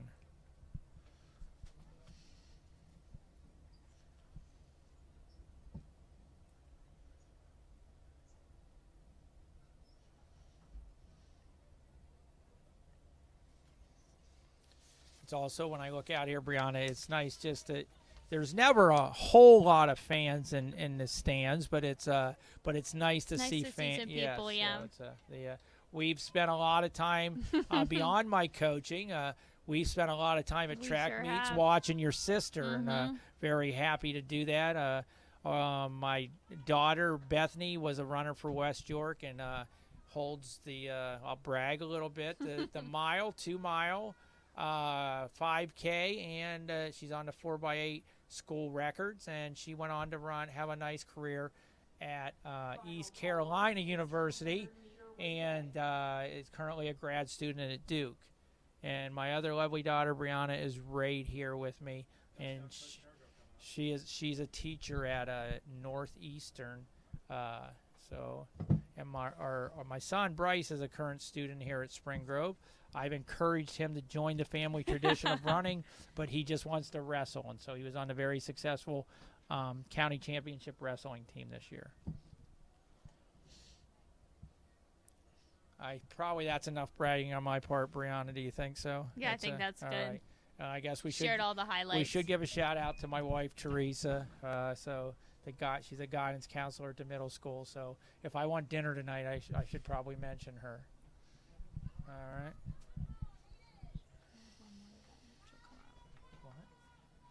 What is it?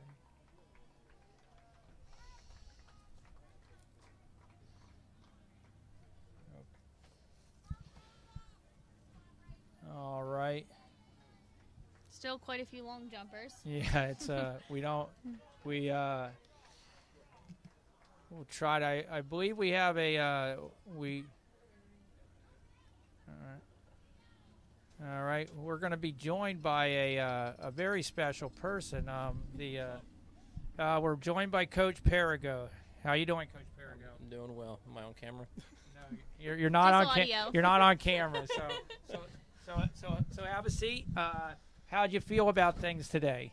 Well, we did pretty well. It was a little hectic because we had a bunch of kids who had to go to National Honor Society induction tonight, so we had to. And the opposing coach was actually a young lady now who was a girl back in Spring Grove in 2003 or so. Becky Burrell was her name. Oh, Becky, yeah, absolutely. Yeah, she has a different last name now. Yeah, I believe, Becky was Becky and Cindy. Cindy was her older sister. Yeah, they were both athletes that competed and did very well. Mm-hmm. So Coach Perigo and I, we go back a long ways. I guess way. We started coaching together when you would have started teaching here. 95, 96 was my first season. Okay, yep. And so Coach Perigo was when we were back. You were actually here, and I guess when we had our last undefeated championship for the girls, yeah. For the girls, and then we've been going over all the records. Oh boy, yeah. Yeah, and we talked about one individual. We talked about a lot was Zach Toomey. Yeah, Toomey. Yeah. Great I guess great you guy, could. Great kid. You could easily say Zach was the best thrower you coached, probably. Oh yeah, definitely. He I've had the honor of coaching a lot of athletes over the years, but not too many of them have had the physical ability, the determination, the patience, and the everything that you would want in an athlete, and especially a thrower. So, yeah, we just had he was great. We just had the boys 3,200 meter winners wrap up, and then our third place finisher, he still has a lap to go, and you bring a unique background because you were a distance runner in high school. Mm-hmm. I actually coached against. Right, you were at Votech. Yeah, and he was at York Suburban. Mm-hmm. They killed us, but that's beside the point. But then you coached cross country for many years. Mm-hmm. You and then you coached the throws for a long time here for the high school. Right. Yeah, and so and we were actually talking how fortunate the throwers are, because you and Coach Kroll have worked together for how many years Quite now? a few years. She's actually here now. Yeah, we have Coach so Kroll. We'd like to say hi to Coach Kroll. Hello. Hi. All right, if you want to, Coach Kroll, you want to take the mic there for a minute. I thought Coach Perigo was doing a it's fantastic job. First of all, Good it's great to see see you. How are you? Good, feeling good. Okay. Feeling good. We had like a reunion tour up here. Dr. Dietrich was here, and then Emily Rick came up, and we relived all her glory years. Nice. And so I'm thinking probably us together. I would say more than 10 years, maybe 10 years. Well, I think I've coached a total of I think I've coached a total of 20 or so, and a lot of that was together. So probably 10 or 15. Because when I first coached, I had a couple of years just on my own, and then I think that's when I think he was one of the head coaches, and then you stepped down and you decided to coach throws with me, and that seems to be working really well because we coach both the middle school and high school together. Yeah, that's awesome. You guys are I was the head coach. I think when you two actually kind of came together coaching, which was really cool. And then we had and I know, like, for example, one of our athletes at that time was Kyle Sprankle, which you guys coach, and now Kyle is back, teaches here, coaches football here. And then like Emily, so it's really cool to see some of the former athletes come back. Correct, and I when I just popped in, I think you were mentioning about Coach Burrell over at York High. You know, I coached her in the throws, and now she's the throws coach at York High. And we had kids like Brian Bond, our 800-meter record holder. He's our cross-country coach here. He actually was an assistant coach under me, and he coaches at Dover as well. So it's really cool when you get to see athletes you worked with actually come back and get involved in the sport. Absolutely. And Brian's daughter is now running junior high cross country and junior high track, so she's in 7th grade and had a great cross country season, and she's doing pretty well on track. We haven't had too many meets. Okay. But she's doing well. That's awesome. That as well, and Brian, the family. Brian's brother David was a very good runner for us. He also is a teacher now at York Tech, I believe. Yep, and that so it's really cool. Now I'll talk a little bit about Coach Kroll. Coach Kroll was a very she still is a very good athlete. Coach Kroll was a district champion, state medalist a couple times. Correct. And for Hershey High School. Correct. And then I had Mr. Dietrich. Dr. Dietrich and Emily talk about like their high school athletic experience a little bit. What was yours like? Oh, I enjoyed it. I had such a great time coming from a school district that really supported their extracurricular activities, particularly sports. And I was 3-sport athlete at Hershey, and also played sports outside of club soccer and so forth. So I was really into sports, still am. So that's why, I enjoy it, and I still enjoy coaching. But I had a really supportive staff, and I think that's part of it. Having a good support system with good coaching, and then also just great teammates, and had the winning mentality. And I think it was the freshman year when I won districts. I think. The girls team, we won our like divisional meet. So it would be the conference meet. And there was a rumor that when you were at one district as a freshman, you never made it to the podium. Is there any truth in that? True. That's true. Okay. I was this, this wide-eyed freshman who, just kind of came onto the scene. Won the Mid-Penn Conference, I was like, oh, okay, and went to districts, didn't know anything, and won. And I was telling my parents, I'm like, I'm hungry. Let's go get something. All right. And so there's a picture floating out there of, and you're not on it. Yeah, I think it's 1985, of District 3, and there's an empty person there's nobody on the podium. Hey, you said something that really struck me. You said you were a 3-sport athlete. Correct. I was a 3-sport athlete. And it was more common back then. You see today. And I said, it breaks my heart to see York High. When I started coaching, York High was not a county power. They were a state power. And the numbers are low because, and I think it's specialization. Correct. Okay, and how has that affected you guys track-wise? Well, we see it definitely in the numbers. and just we have we have a sprint here for the finish. The girls, okay, it looked like they were going to play nice and finish together, and then one decided to go, and then they sprinted out. So it was good. It was good. It was good to see them finish hard. So we definitely see it with the numbers, and we see a lot of athletes now kind of doubling up on their sports. And kind of making accommodations on how they're trying to play all these sports. Yeah. And we're back in the good old days. Sure, when we played sports. It was more common. It was more common. It was more, okay, you had your fall season, then you went into your winter season, then you went into your spring season. And I enjoyed it because in the fall, I played field hockey in the fall, and I was so psyched. I couldn't wait till basketball started. Right. You kind of naturally just transition. And it kept me. I wasn't injured. Yeah, now Steve, that was a big one. Now, Steve, we were talking a little bit earlier. One thing you kind of forget and don't think about is that if you're a distance runner like you and I were, we actually we're lucky. We get two sports because we get cross country and then we get track. So we're really the only one. No, and I got pinned a lot in wrestling, too. In between there. Well, I was 1 in 60, I think. That's is my not record. the topic I did beat one kid. Okay. That's not the topic we're talking about. All right. Anyway, go ahead. So, anyways, but distance runners kind of are lucky in that regard because you don't have it because that's really not the case with other events and so forth. So, but even though it's both distance running, it's totally a different sport. Running through the hills and the woods and stuff like that. It's quite different from running around the track. Okay, let's take a quick pause here. Sure. We're going to have we're coming up on our last event, the 4x400. Let's tell you, Brianna, any results to share. We did get quite a few results in from the throwing event, so we'll start with the girls' discus. In first place for the girls' discus is going to be Hannah Garrison with a throw of 75 feet 10 inches. In second place is going to be York High's Julia Johnson with a throw of 74 feet. And in third place is going to be York High's Joy Akumadu with a throw of 79 feet 1 inch. We also got our boys' discus results. In first place is going to be Johnny Wilhide, a name we've heard before from Spring Grove, with a throw of 109 feet 1 inch. In second place is going to be Spring Grove's Ben Wyrick with a throw of 102 feet 5 inches. And in third place is going to be York High's Caleb Greer with a throw of 88 feet 1 inch. That's no result.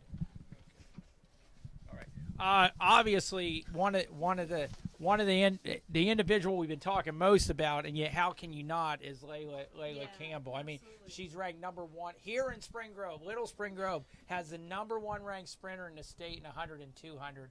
Obviously, that's never happened. We've never had an individual, not trying to put pressure on her, an individual state champ in track. We've been close a couple of times. We all were fortunate to coach some state medalists, and just getting to the state meet is difficult, but to be ranked. But one thing I wanted to mention, I noticed that we were looking at throwing results, that she has the furthest javelin throw this year.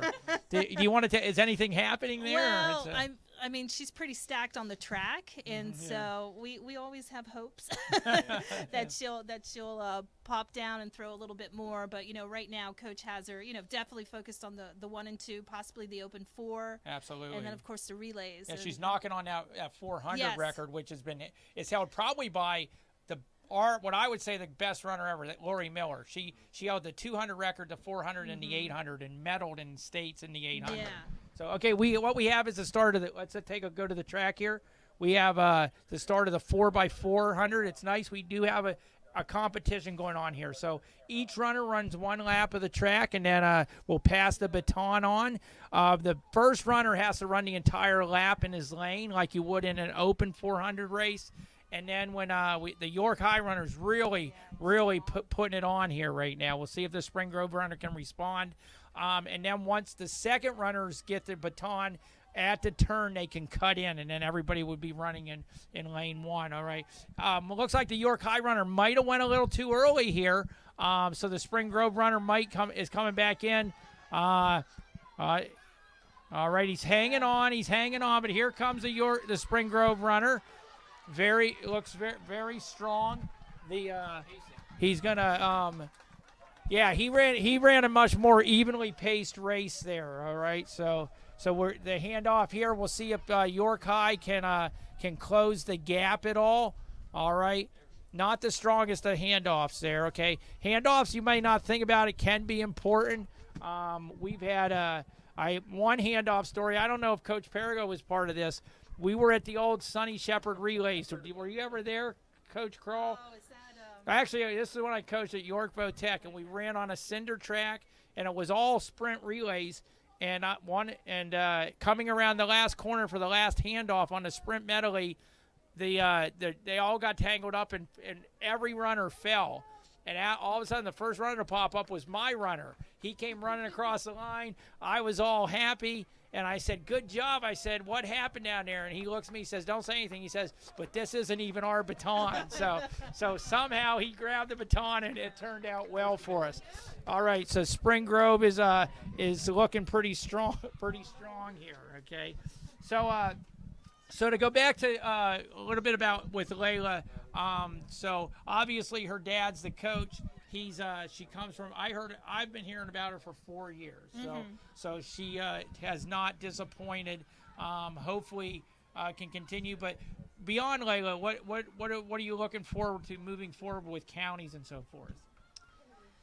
Well, we're very young. We're yeah, very young. The girls, I think, mean, 18 yeah, freshmen. I mean, so. we're very young, and it's it's an interesting year, and particularly with counties. They're doing counties over two nights.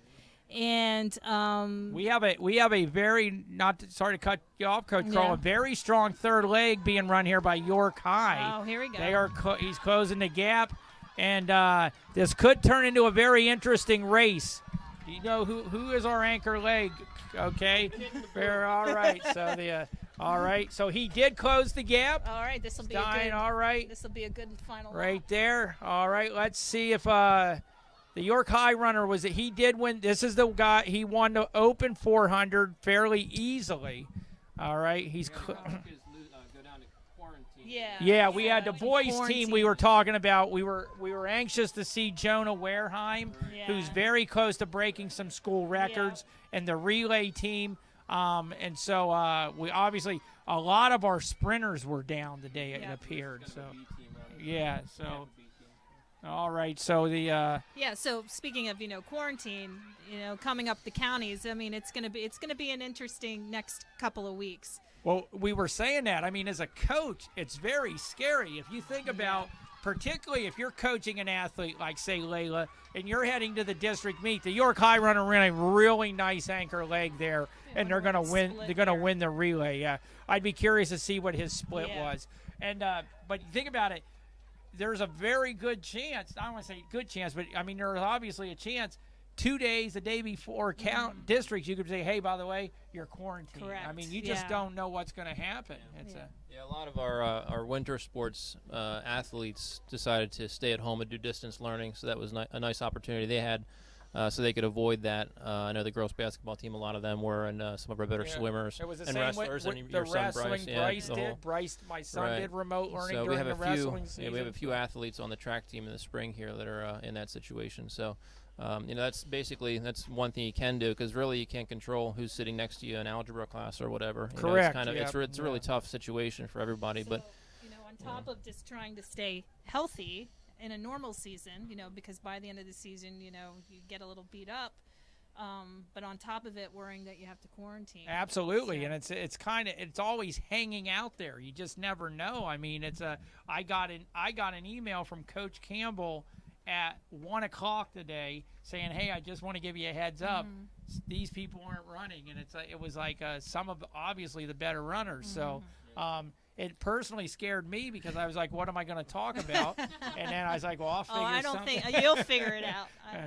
All right. So never lost for words. So all your and we were saying it was nice. They were saying, like, I guess a lot of your throwers were heading to be inducted in the National Honor Society. So it was a little crazy today. We were able to get all our throws in. So, and actually it was nice because we never have a chance to come up and see the 3200 or the 4x4. Usually the throwing events are kind of the last. Everybody's kind of hanging around waiting for us to be done. So it's nice to get up here once in a while and get to see some of the performances up on the track. So I see this. I getting to watch a track meet, be around it. My blood starts pumping. I miss it. I start thinking about it. Coming back. Seeing my daughter. So I guess you guys have each coached 20-plus years. You still love it as much as ever? Yeah, I do. I mean, last year was kind of a weird year because it was 2 weeks in and then it was over. And then coming back this year, it was almost like I almost kind of felt like a first-year coach again. You just needed to get back into it. And then once you got back into it, you remember why you loved coaching in the first place. Yeah, it's very easy to forget that. This time last year, nothing was happening. Mm-hmm. We didn't have this. And you think about this again. You have athletes who could have been state champions, correct? And they missed that. Correct. And we have some really talented athletes who are not competing this year, yep. and because of the whole issue with COVID. And you can't, that's situations you don't get back. Correct. Rather not just athletics.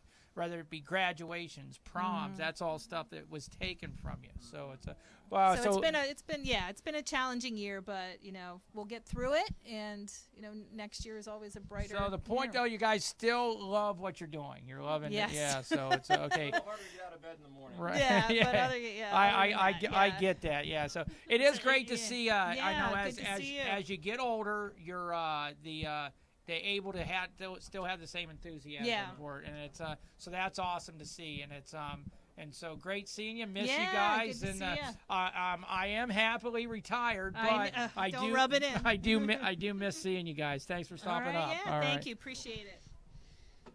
All right, we have the girls 4x4 getting started, and we'll see how we looks like we're going to have, I think, Brianna, 3 teams running here. It's we're going to have I believe we're going to have an A team and a B team running for Spring Grove. So this will be our last event on the track.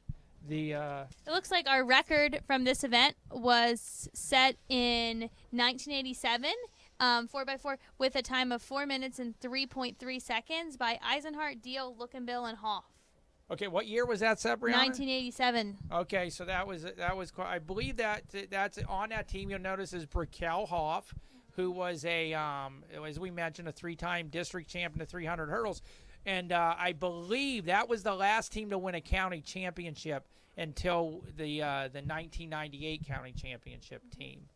We do have some quick results from the girls' high jump. In first place for Spring Grove was going to be Macy Baum with a jump of 4 feet 6 inches. And then in second place is going to actually be a tie of 2 Spring Grove athletes, Abby Dressler and Julia Mascaro, with a jump of 4 feet 4 inches. Okay, thank you. That's great.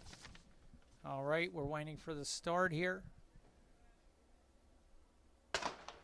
Okay, and as I said, there will be a York High team, a Spring Grove, what we would call the A team, the team that counts for scoring points, and a B team that's running exhibition. So the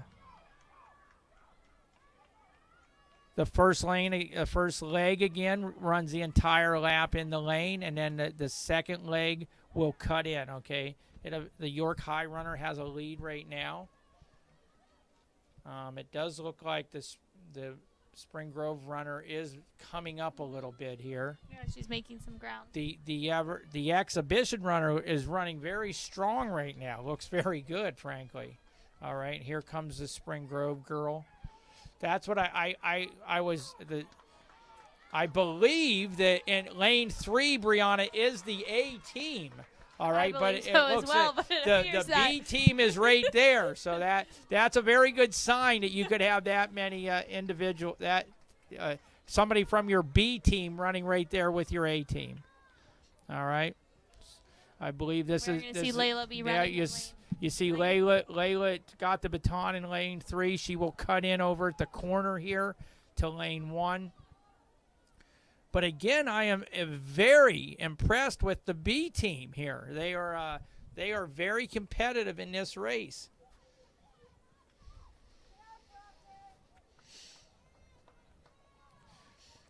You will notice Leila obviously has been very well coached. If you look at Leila's form, her arm action is very good. A nice consistent stride. She runs relaxed. Her dad's done a lot of work with her. Somebody just walking her may not be able to see some of the things with her, but she has very nice form.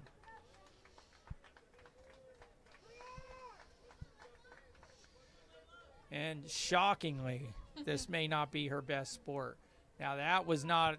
We need a little work on that handoff right there. So, all right, the B runner ran another solid leg for Spring Grove. I do believe that when we get to counties or what have you, that I think you would most likely, Brianna, see Leila running that anchor leg, the fourth leg. I would agree, yes.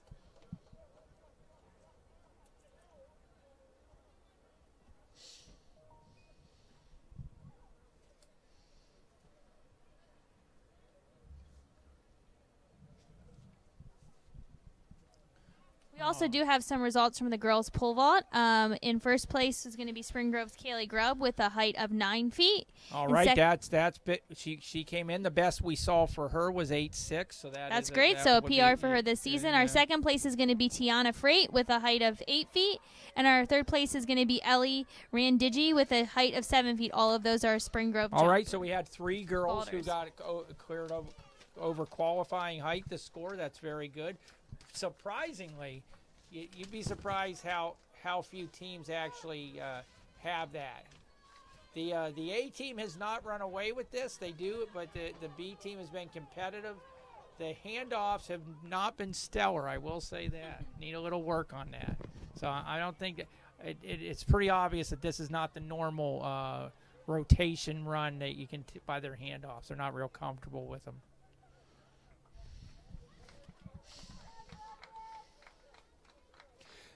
I don't remember the exact year, but believe it or not, the girls' pole vault came in when I was coaching, so it was in the 90s. So it was the girls' pole vault was not an official sport until I think it was like 1996.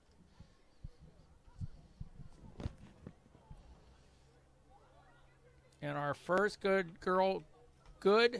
pole vaulter who set the school record and held it for a long time. She was a national champion barrel roller. On it, like, all right, so a competitive race. So the A team's going to win. Solid effort by Spring Grove. The kids did what they needed to do today.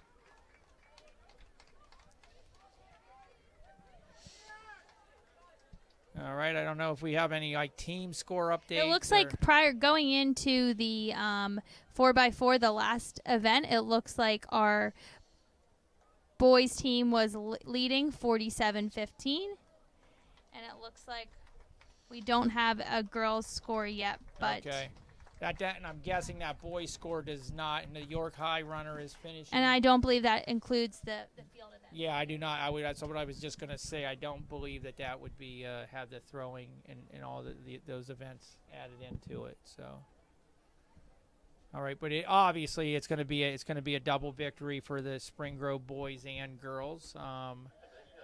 So that's gonna wrap everything up, Brianna. It was had a great time doing this, and I hope you enjoyed it as well. Yeah, it was nice. I hope you guys enjoyed tuning into the live stream and learned a little bit about track and field. Yeah, thank you for yep. I could not have said it better. Okay, we wish everybody the best, and take care.